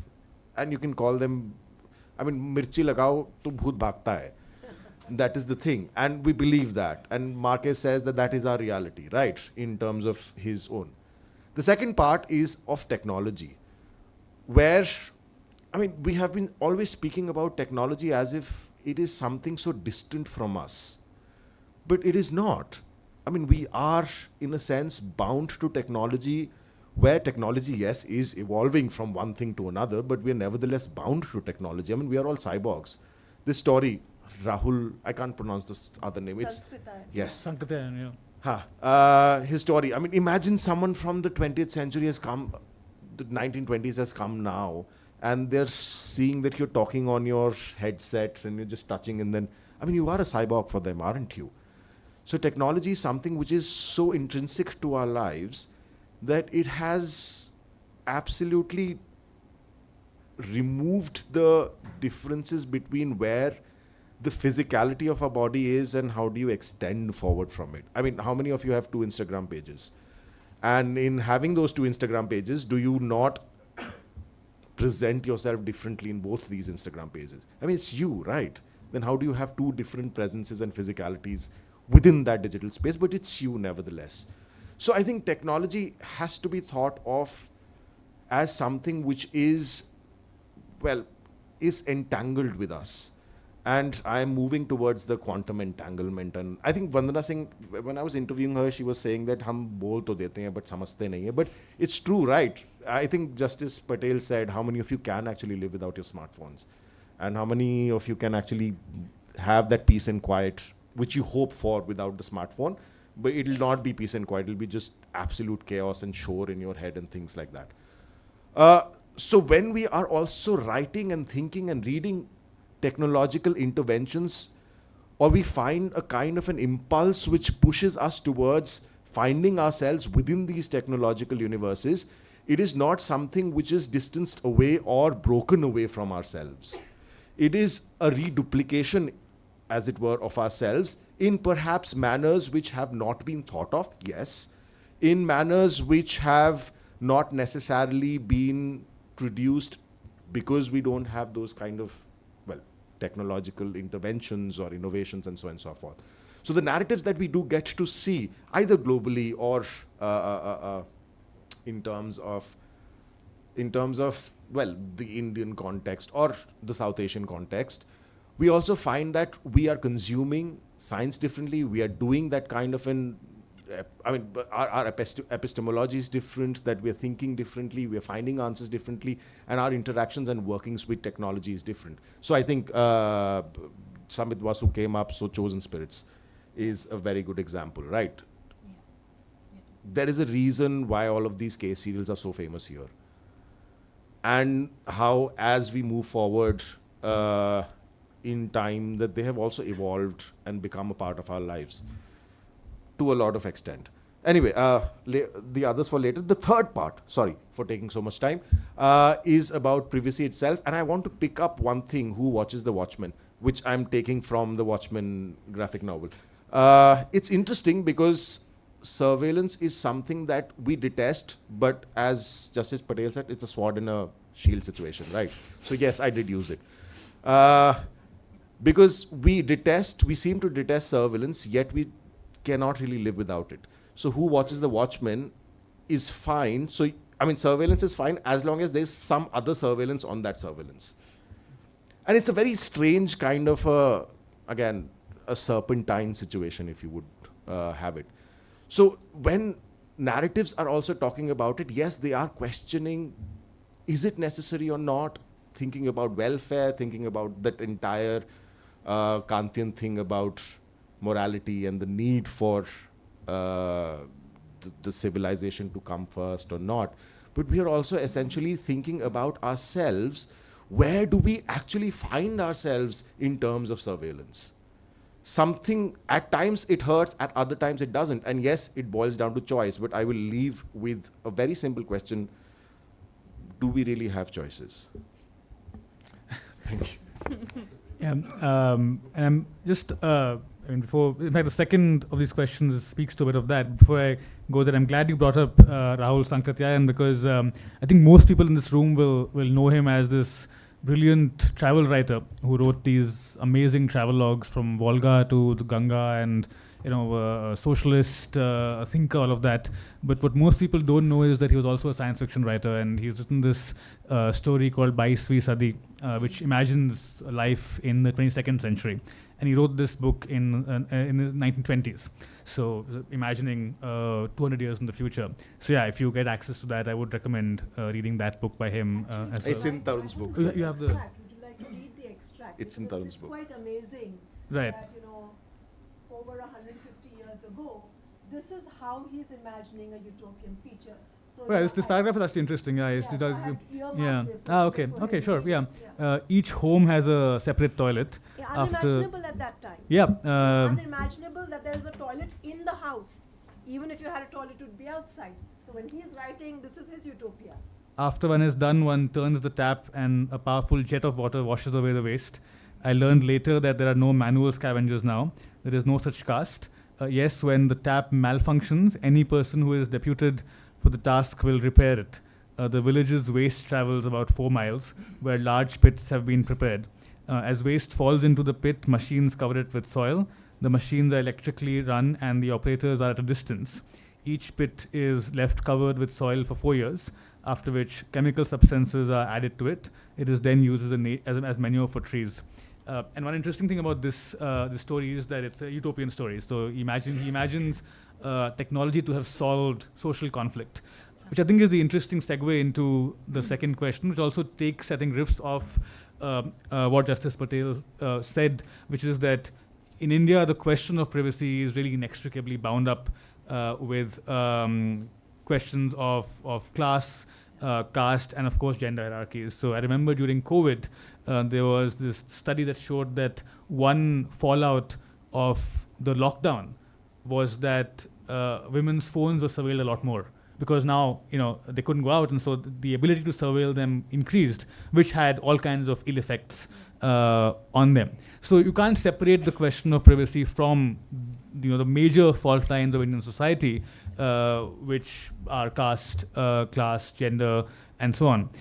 So how do you see Indian science fiction dealing with the very specific ways in which privacy and surveillance intersect with these hierarchies in our society? And I'll do the very unimaginative moderator thing of now reversing the order and asking Ritwik to start. Yeah. I wasn't ready for that.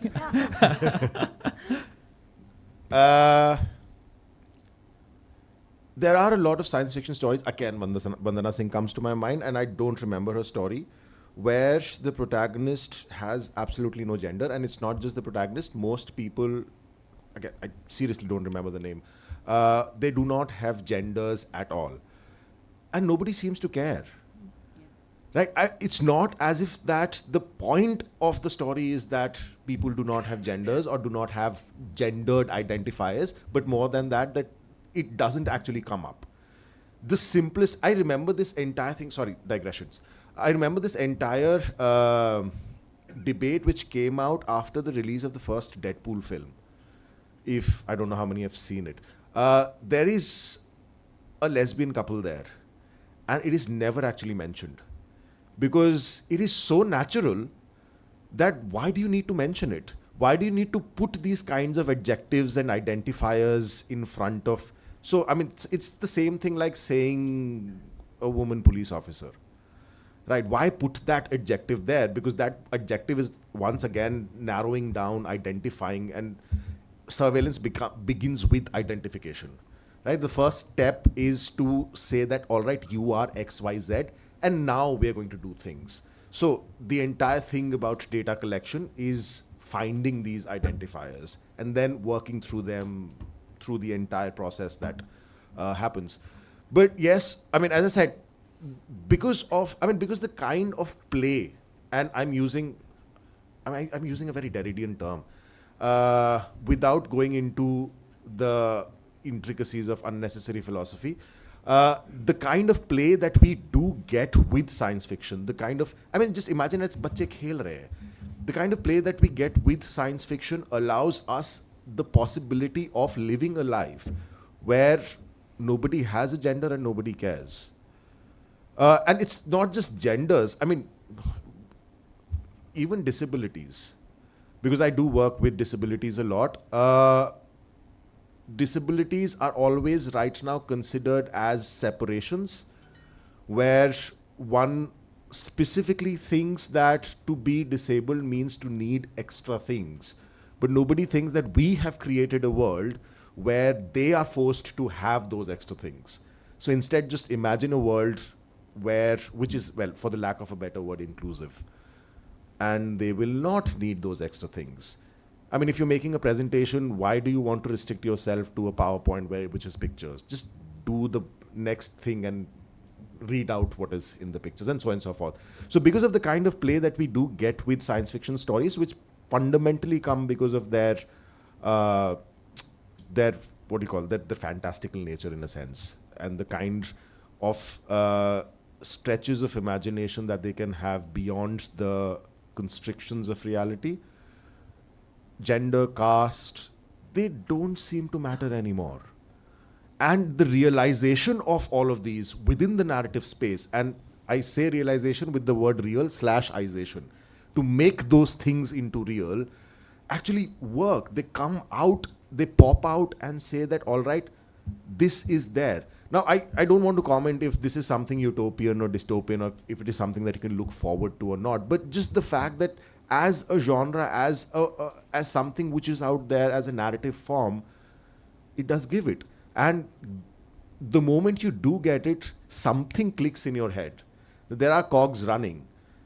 Do what you want to do with those cogs running. That's a separate issue. But I think there are ways into, and then once again, I go back to technology, that because we are bound to, I mean, we are all post-humans in a sense, that because we are bound to these technological movements, because we are bound to technologies, some other things tend to take a step back, good or bad. Okay. Yeah, a lot of modern science fiction in the world building makes it a world where these markers are no longer salient. But of course, it's still science fiction written in our world. So there is this whole debate about the extent to which you can have a genuinely, non-heteronormative world building in science fiction, and to what extent you must take into account that it's still, that those will still be salient. So I think. So I think I'll answer the question that we were looking at was how, in terms of when it comes to Indian science fiction, how does it grapple with? Sorry, can you? Yeah. Is it okay? Oh, excellent. So how do we grapple with the social realities, right? Caste, class, gender. One of the things that came to my mind when I was thinking about this point and thinking about surveillance, for example, and I think I already said one of the things in Indian society is the stratification of it, right? Like in the sense of every group will have a different group watching it, and it starts right from home. For example, I mean, women are watched constantly by their families. Every movement is tracked. Where you go, your parents want to know either for your safety or for other reasons, you need to kind of give your whereabouts. If you really think about it, every time you order a delivery, we are constantly tracking gig workers today. We are tracking them on our phone. We want to know exactly where they have reached, what their numbers are. I remember during COVID, we had to also know whether they are vaccinated or not vaccinated. All of those things are tracked constantly. And I think for me, the interesting thing about Indian science fiction is that once again, it doesn't directly import the Western concept of the big brother individual rights and freedom. So you don't constantly think about privacy in terms of individual rights, but also community rights, minority rights in terms of, so for example, Manjula Padmanabhan's, I think we've already mentioned one book, but another book that came to my mind was Escape. The idea of gender and how in that actually the rights of women are completely and altogether wiped out. So you've got books which are not looking just at what individual freedoms mean in the country today, but they're looking at freedoms for communities, for Dalit students, for example, for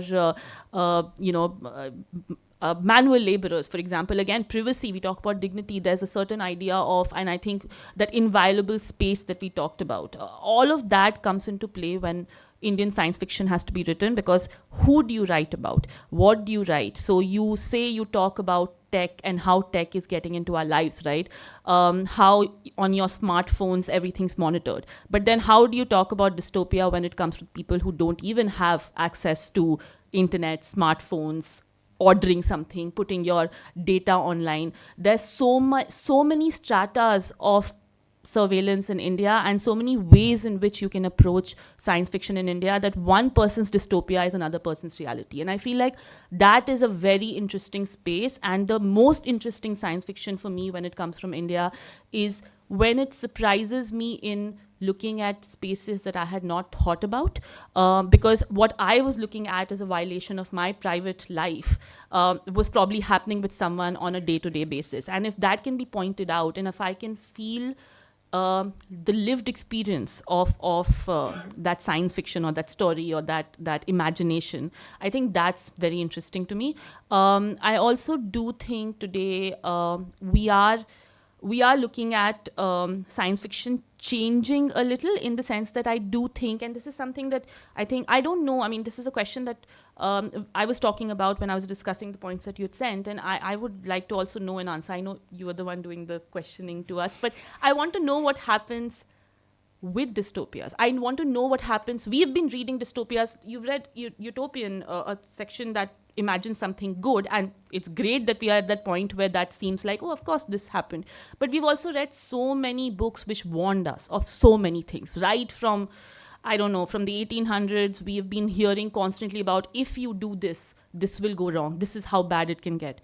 We have been shown the extremes of what our actions can bring us. And have we listened? What does science fiction do when it presents utopia? And I know that we'll get into dystopias later, but I do want to know, because every time you read about dystopia, it essentially makes it a little more real to you, and it makes it a little more possible. So what happens when we imagine those kind of futures? And the thing with Indian science fiction is it's doing it all the time now. I don't know if I have read utopias in science fiction for a while. I've only read dystopias in a very, and I say it as an editor also who constantly receives submissions. I can't imagine the last time, I don't remember the last time I read about a utopia that could imagine a better world. So what does that say about Indian mindsets and writing and what we have been imagining for ourselves? Is it only dystopias now? I mean, it's interesting because around 2.5 years ago, starting off the science fiction reading circle in Delhi, which is, which we still do, and in just a sort of expression of interest form I'd asked, what kind of science fiction would you like to read? And this was, of course, anonymous, so people were answering it anonymously. And by far, the largest number of responses were, we want to read dystopia. So I think it's not just writers, but clearly also. Readers want to experience that, You think it's perhaps confirmation bias? well, I mean, I don't know, because I mean, I personally, No, for them, for readers. We know this will happen. We now Yeah. wanted to see it in print. It could be. I think it could also be the Greek idea of catharsis, right? The tragedies. Yes. I'm not sure, but people were just obsessed with dystopias. But we'll come to that in a moment. Yeah. Okay, I won't repeat what others have said. Let me take this to a slightly different direction. First, one caveat. I personally don't like the term science fiction because of the very Western epistemological reaction to science and Enlightenment philosophy that's ingrained within that word.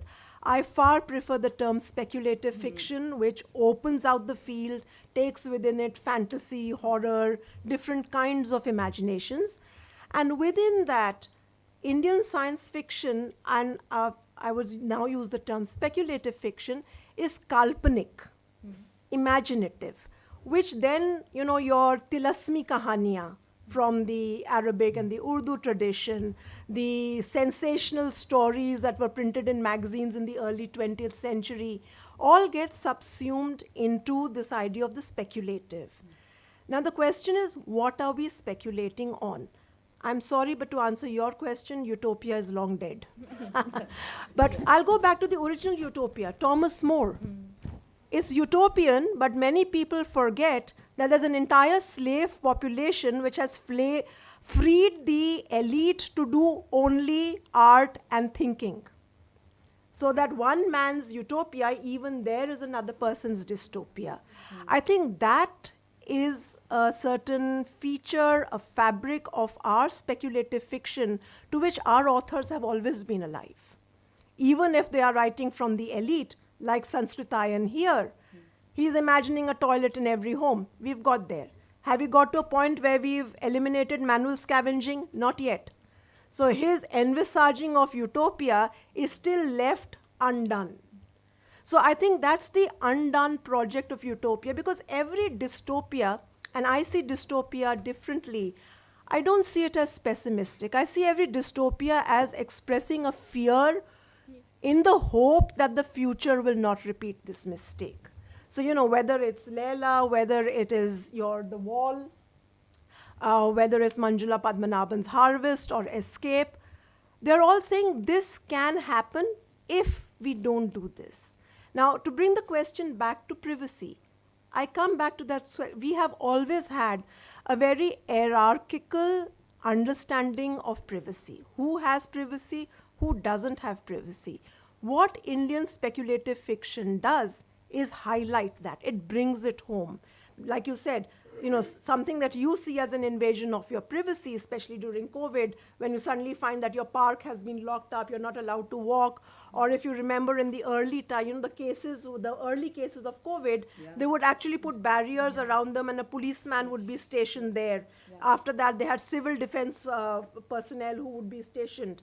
That marking out of the diseased body, is that an invasion of privacy or is it a protection of public health? How do we negotiate that space between the public and the private, the violation versus the preservation?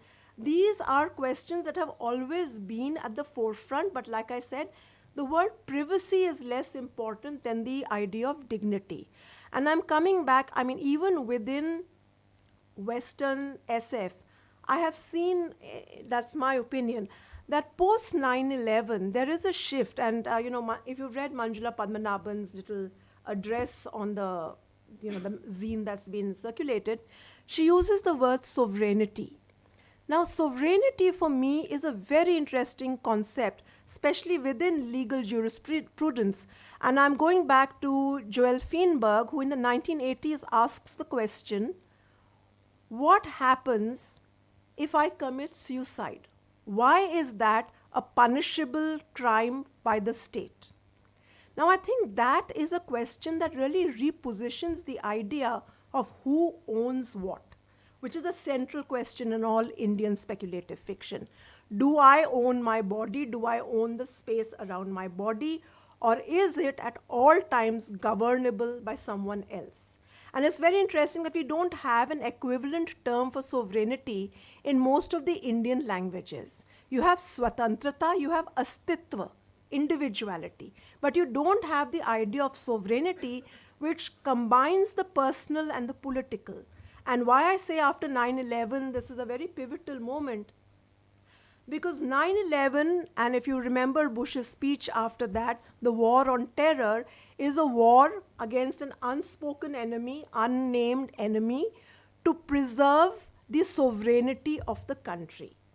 And if in that preservation of the sovereignty of the country, habeas corpus, which is again one of the fundamental tenets of Western law, produce the body, prove the crime, can be waived even if the accused is an American citizen. Now, I think this is a pivotal moment philosophically in terms of how we look at ourselves and our place as citizens, because what this does is places the sovereignty of the state in conflict with the sovereignty of the citizen within the Western paradigm. Does that similar paradigm exist within Indian SF? And here now, when I say SF, I mean speculative fiction.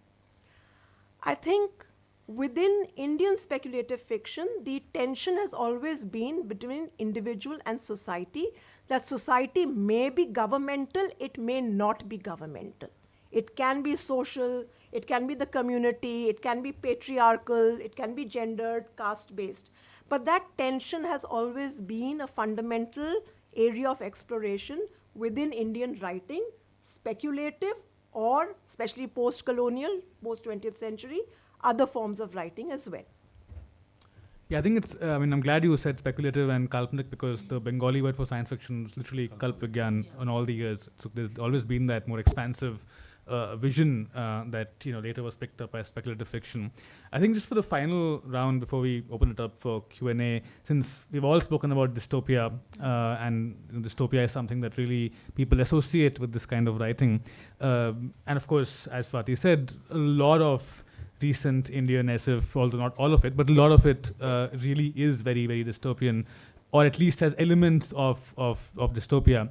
There was an article by Cory Doctorow a couple of years ago, I think, or a year or so ago in the New Yorker perhaps, where he was responding to, I think, a lot of the modern day climate fiction, which of course has a very dystopian tenor to it. And he makes this point where he says that what these kinds of dystopian novels really do is that they induce a kind of political quietism, in the sense that they portray these structures that are unshakable, immovable. Again, 1984 being the example, right? Like, in the end, what happens? Winston Smith, basically, it's complete destruction of his individuality, right? And so he actually says that there is a certain political harm to writing these kinds of dystopias where you're inducing, a sense that these are unchangeable structures. And like we said earlier, in India already, life for some is dystopia for others. William Gibson has that famous line that the future is here, it's just unevenly distributed, right? So in that sense, many are already living in that dystopia. So in that sense, how do you see, this focus of a lot of contemporary Indian SF to be dystopian in light of something like what Dr. Rose said, that there is a certain kind of political choice you're making in that case. And of course, that doesn't mean you write utopian fiction. Dr. himself is not a utopian writer. And you have, of course, Ursula Le Guin's famous phrase, ambiguous utopia. So there are other kinds of writing. But I was just wondering, what do all of you think about this sort of stress on dystopia in these times and what it says as a choice that Indian writers are making? Begin with Swati and then, You all get a chance to start first. Yeah. I've said a little about this already. So what I would like to first talk about is actually utopia. So essentially what I mean when I talk about the need for utopia is not utopia the way we've read about it, which is a perfect world for everyone. That's not, I'm thinking more along the lines of, and I was thinking about what I want or what I would like as a reader, not just as an editor or a writer. I would like to see it as a reader also, which is utopias of resistance or repair or refusal. Essentially what happens, and this is where what you said about that quietism, the political quietism, what I'm thinking of is there's a certain resignation built into dystopias sometimes. There's a certain, like you said, this is too big to change, it will never change, and what you see is an individual struggle against it till the point that the struggle is no longer possible. And what that does is, I think, constantly reading things which reinforce this idea or this image. Not just resignation, but there's also a sort of predictiveness which essentially moves from cautionary, which is basically like a warning, to in an eventuality. You continue like this and this is where you'll reach, is what that thing is telling you, that piece of text, that piece of imagination is telling you. Whereas there is a sense that there could be resistance which is actually ultimately successful, and I'm talking about imaginations here, which is, if you look at utopia the way we would like to see utopia now, of course it would be impossible, and like you very rightly said, utopia is dead in that way. No one's utopia. I agree that I don't think you can have a blanket utopia for anyone, but what you can have is a depiction or a rehearsal of resistance against the state, resistance against surveillance, resistance against a lack of privacy. And I do struggle to see that right now, and I think that kind of shows, I don't know if I'd go as far as to say the mood of a nation, but it is a slight leaning of a people, which is, we are in this thing, we cannot, and internet has come up so much, WhatsApp has come up so much, Instagram has come up. It is true. I don't know if any of us, especially the people sitting here, can do without some form of surveillance, because surveillance is also what's bringing you convenience and ease. So are we more and more inclined to stay the way we are, or to take it even further because convenience keeps going up? Is that what we are looking at? So then what we see in dystopias and fiction, etc., is it just a playing out of what we are now going to sooner or later live? Or do we see, sometimes is literature supposed to inspire and move to the point that it shows you what could be possible if there was, like I said, resistance and refusal and rejection of things.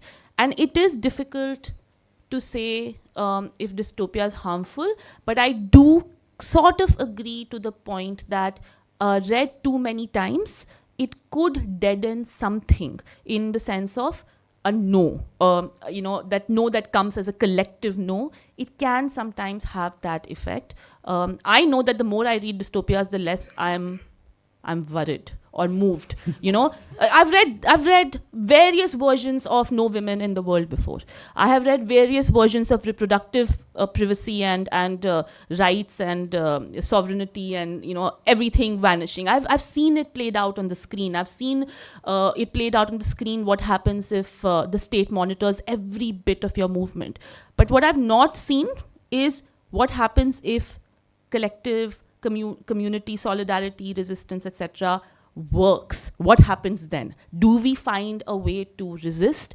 I haven't seen that. So that is, I'm saying as a reader, that's something I would love to see in Indian science fiction more. I know there are stories I've read that show me that, but I would like to see more of that. Yeah. Ritik, and then we'll close with Yes, Sanam, thank you. I don't know, and I'm coming from Samit Basu's some interview, that perhaps the dystopias that we are so inclined towards, that the world is constantly coming up, are actually utopias. That these are the best possible scenarios that you're ultimately going to get. And so the resistance that Swati is talking about, it's not actually in presence, but in the absence. That so Chosen People has these, it's a smog-filled Delhi, and there's, I think at that time when he was writing, it's 2019, there's riots going on, and in the book it has just gone up in scale, and then corporations are taking over your mind, and they're basically feeding you reality TV shows. So what if that is the best case scenario? And if that is the best case scenario, what are we actually heading towards if we don't do something else? I don't know what that something else is. I'm not that intelligent. But the question, which is why I'm saying that this thing about the dystopic has always bugged me a little. It's not Indian science fiction per se. It's this novel called Mistborn by Brandon Sanderson. I don't know. So it's a lovely story. It's about this oppressed people, and then from the lower classes, here comes a heroine who suddenly finds that she has superpowers, and she overthrows this tyrant, and then realizes that she should not have done that. There's something worse behind that, and that's how the story progresses, and things happen, and so on and so forth. So, I think that somewhere deep inside, I don't know, we know that things are bad. And I'm not talking once again just about governmentality. I'm also talking about this very absurd thing called life that we find ourselves in. Sorry, philosophy again. But, it is a problem, right? You keep on asking a question, why me? And nothing answers back. So, Kamu calls this is the Sisyphean thing where you keep on rolling the rock. Nevertheless, so whenever we are thinking about dystopias or utopias, those who walk amongst the Omelas comes immediately to mind. It's a story, utopia, and then there is this, imagine you will always be happy except for one boy somewhere who will always be sad. Right? It is because of this boy's sadness that you're happy. Will you want to be happy? And it's a very good question, because do you look at yourself or do you look at another person? And the number of times I've asked my students this question, and the number of times they have said, I don't know, because I'm always inclined towards myself rather than the other person, because utopic imaginations hit our head because we find ourselves in those utopic imaginations. Those are not removed away from us. So, which is why I'm saying that this distinction between the dystopic and the utopic is not just, it's not just the fact about that someone's utopia is someone else's dystopia, but that you always see a kind of a crossover where dystopias are utopias and utopias are dystopias. And yes, science fiction has been responding to it in some ways. So I'm a part of this, and it's a funny thing that I'm a part of this science fiction group, will not name it, which is perhaps one of the most surveilled groups that I'm in. It's a WhatsApp group. And the moment someone posts something there which is not to the liking of the admin, it gets immediately, and not removed, but rebuked. The admin is going to come and say, ki kyun likha? And this is a nationwide group, by the way, which I don't know why I still am a part of, but academic reasons. But it is, as I said, it's a funny thing. And because it is a funny thing, you get to see that however much you start speaking through science fiction of privacy, of surveillance, I remember of the early class, Hamlet also comes to my mind because of surveillance, right? Hamlet will know what he has to do only if he surveils, but he doesn't like surveillance himself. So when Rosencrantz and Guildenstern are hiding behind the, yes, he kills them mistakenly, but he doesn't want to be surveilled himself, but he wants to do surveillance. So play is the thing that will catch the conscience of the king. हम देखेंगे but हम दिखना नहीं चाहते हैं in that sense. So how do you think about this complex position where within a singular system of literary representation perhaps you get the dystopic and the utopic working and functioning at the same time?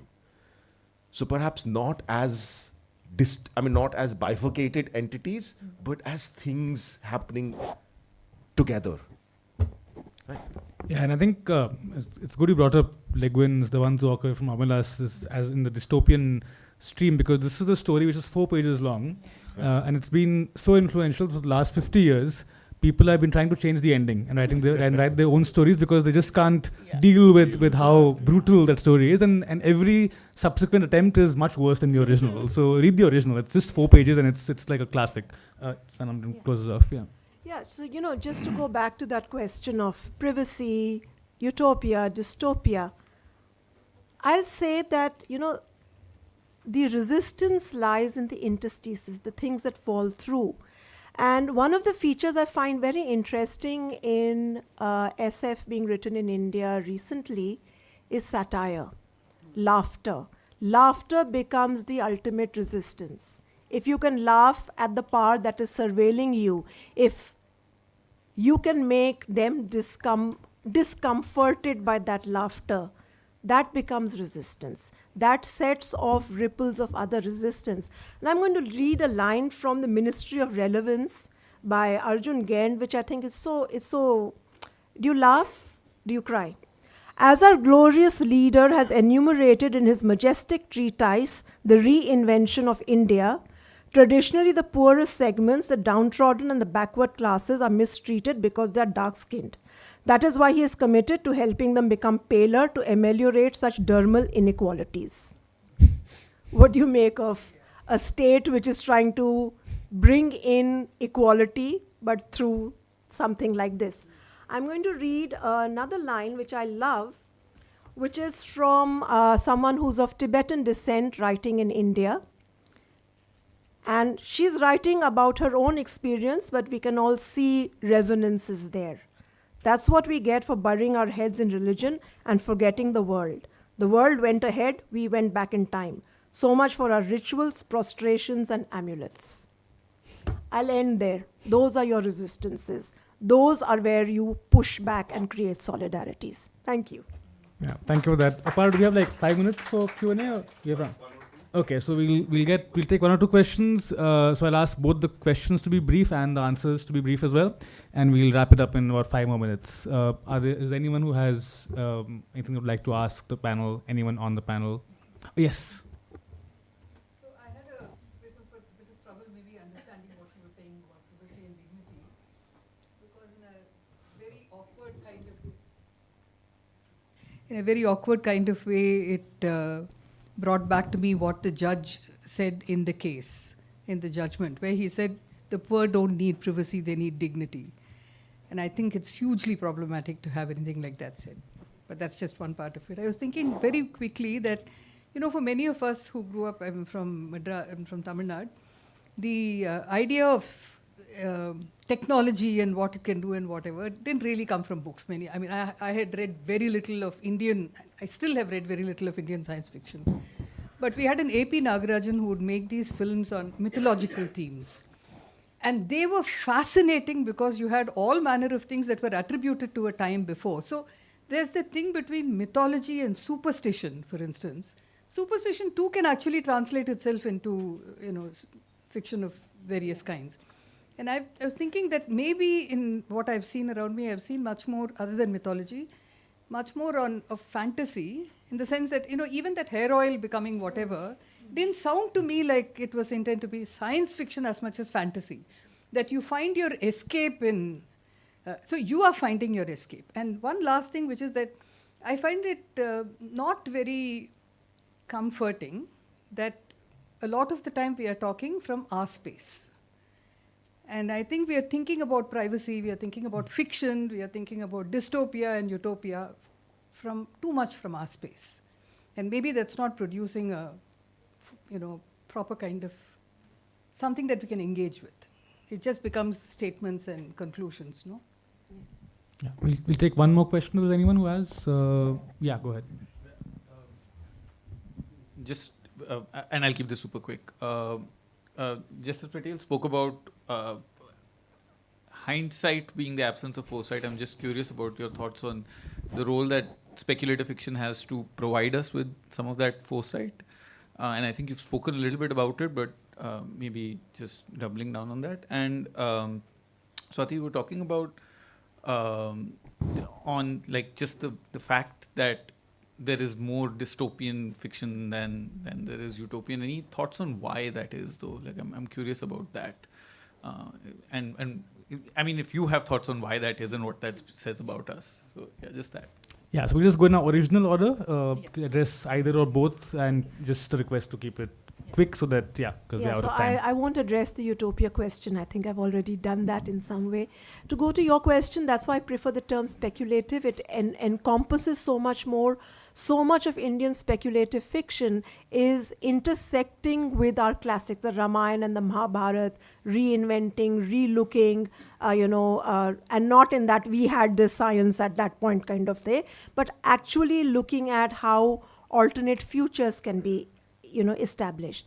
But yes, your point is very valid. Our writers write from an urban point of view and they write for an urban audience. So perhaps that bias shows through, but there is, in these 2 volumes, there is a lot of work in translation from Indian languages, and not necessarily, not all of it is 21st century. A lot of it is from the 1970s, 1950s. So it's interesting to see how regional languages are also negotiating this idea of progress, science, the future, the past, where are we going, what are we doing, and does privacy function centrally within that? As I've said before, I think privacy is couched in different terms, just like in our constitution. While the word may not be used, it is implied in a lot of the writing. And to go back to that idea of popular culture, a lot of people, when I was having my tea, were saying, oh, I don't know there's Indian science fiction, I don't know what I've read. I don't understand SF anyway. For all of you, I heartily recommend a serial called OK Computer. It will make you laugh. It will make you cry. Every scene is meme-worthy, and you'll be watching it for all the undercurrents, and it gets away by being so subversive, so naughty in the best political way that it is a treat. That's what Indian speculative fiction is doing. It's reaching out especially to a younger audience. I have students who are more familiar with certain works than I am.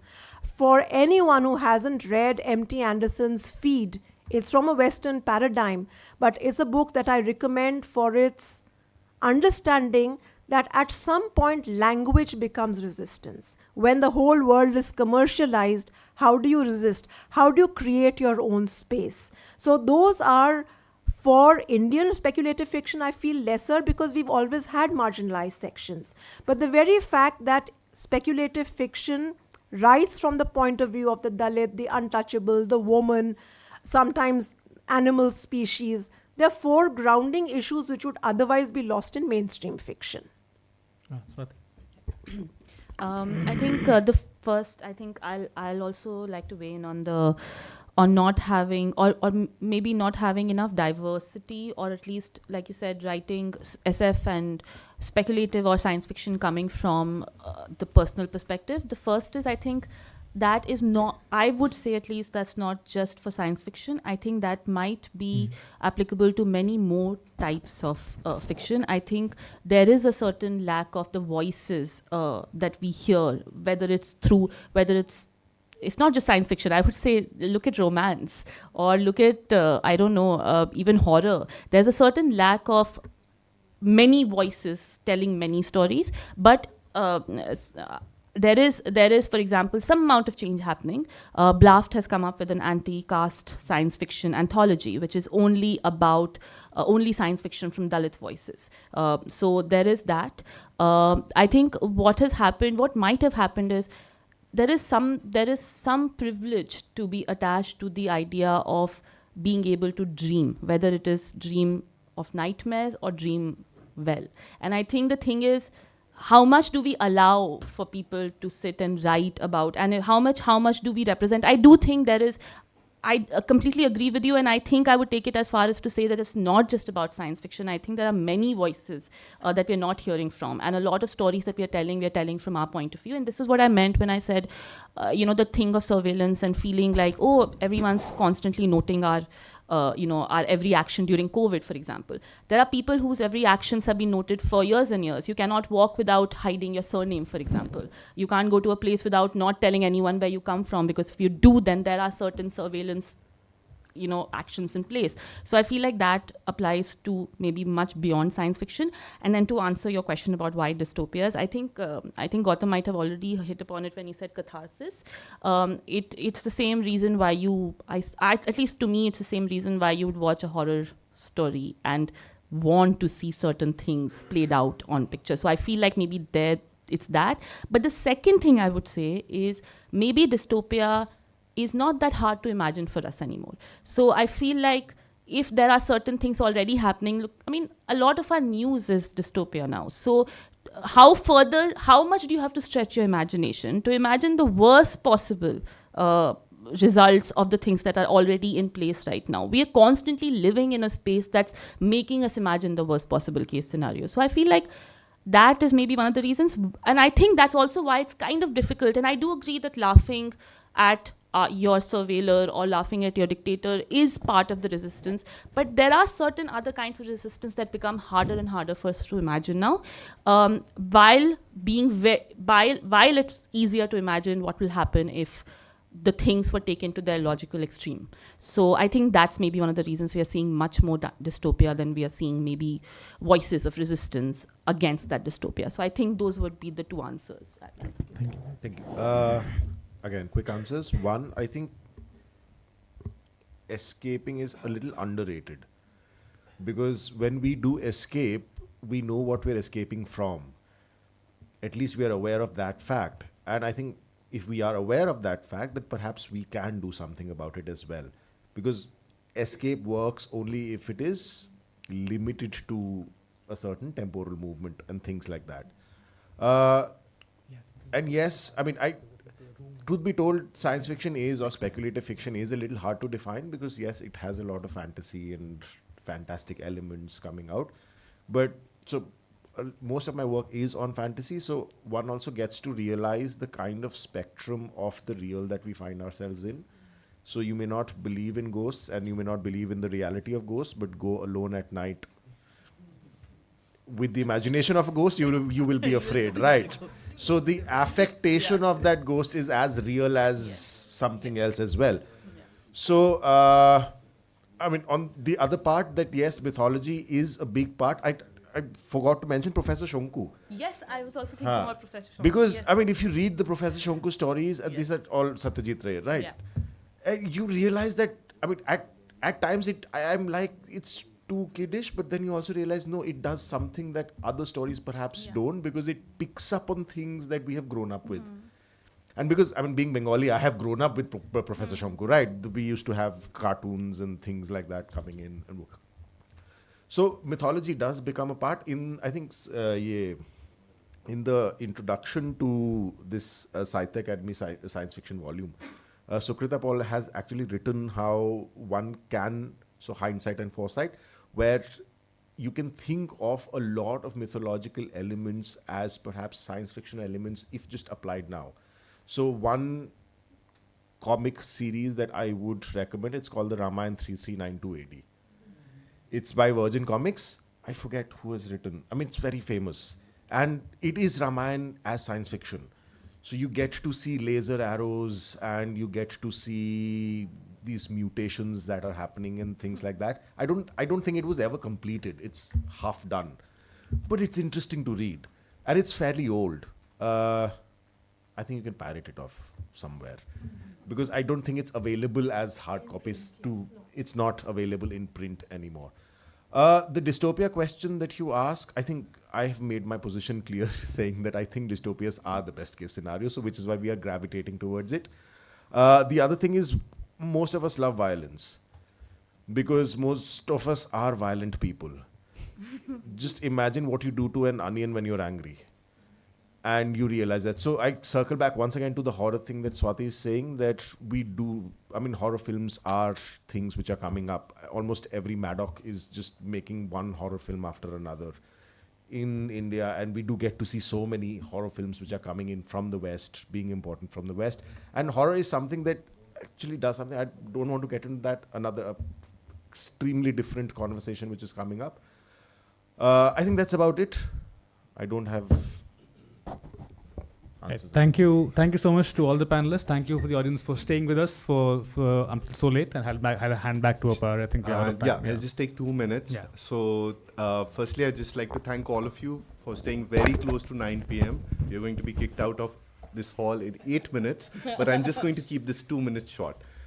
This panel was excellent, and IFF is going to make a reading list, because I think every second answer had a recommendation, right?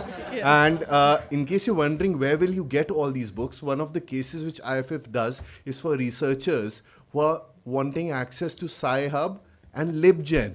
Okay, and that is listed tomorrow. And if you like the work which we do, which is not only Privacy Supreme, but also our strategic litigation, such as cases in the High Court, the Supreme Court, or our policy advocacy or outreach, please do support us. Please do donate to us. We do need your help. Because when you ask, where is civil society? Where are organizations like IFF? If you're watching this and you've stuck till the end, you found this of some value. So please do donate to us. It is internetfreedom.in/donate. And as I do on Privacy Supreme every year, I will state how much money this costed, because then it makes it real to you. I'm persisting with this. Hold on for a second. ISC costs itself were about 68,000 rupees. And printing and designing costs were 31,000 rupees. Inflation is real. And you can keep us alive. So please, if you want that reading list, more importantly, if you want to read those books itself, please donate to us rather than paying to a fat cat publisher. Thank you so much.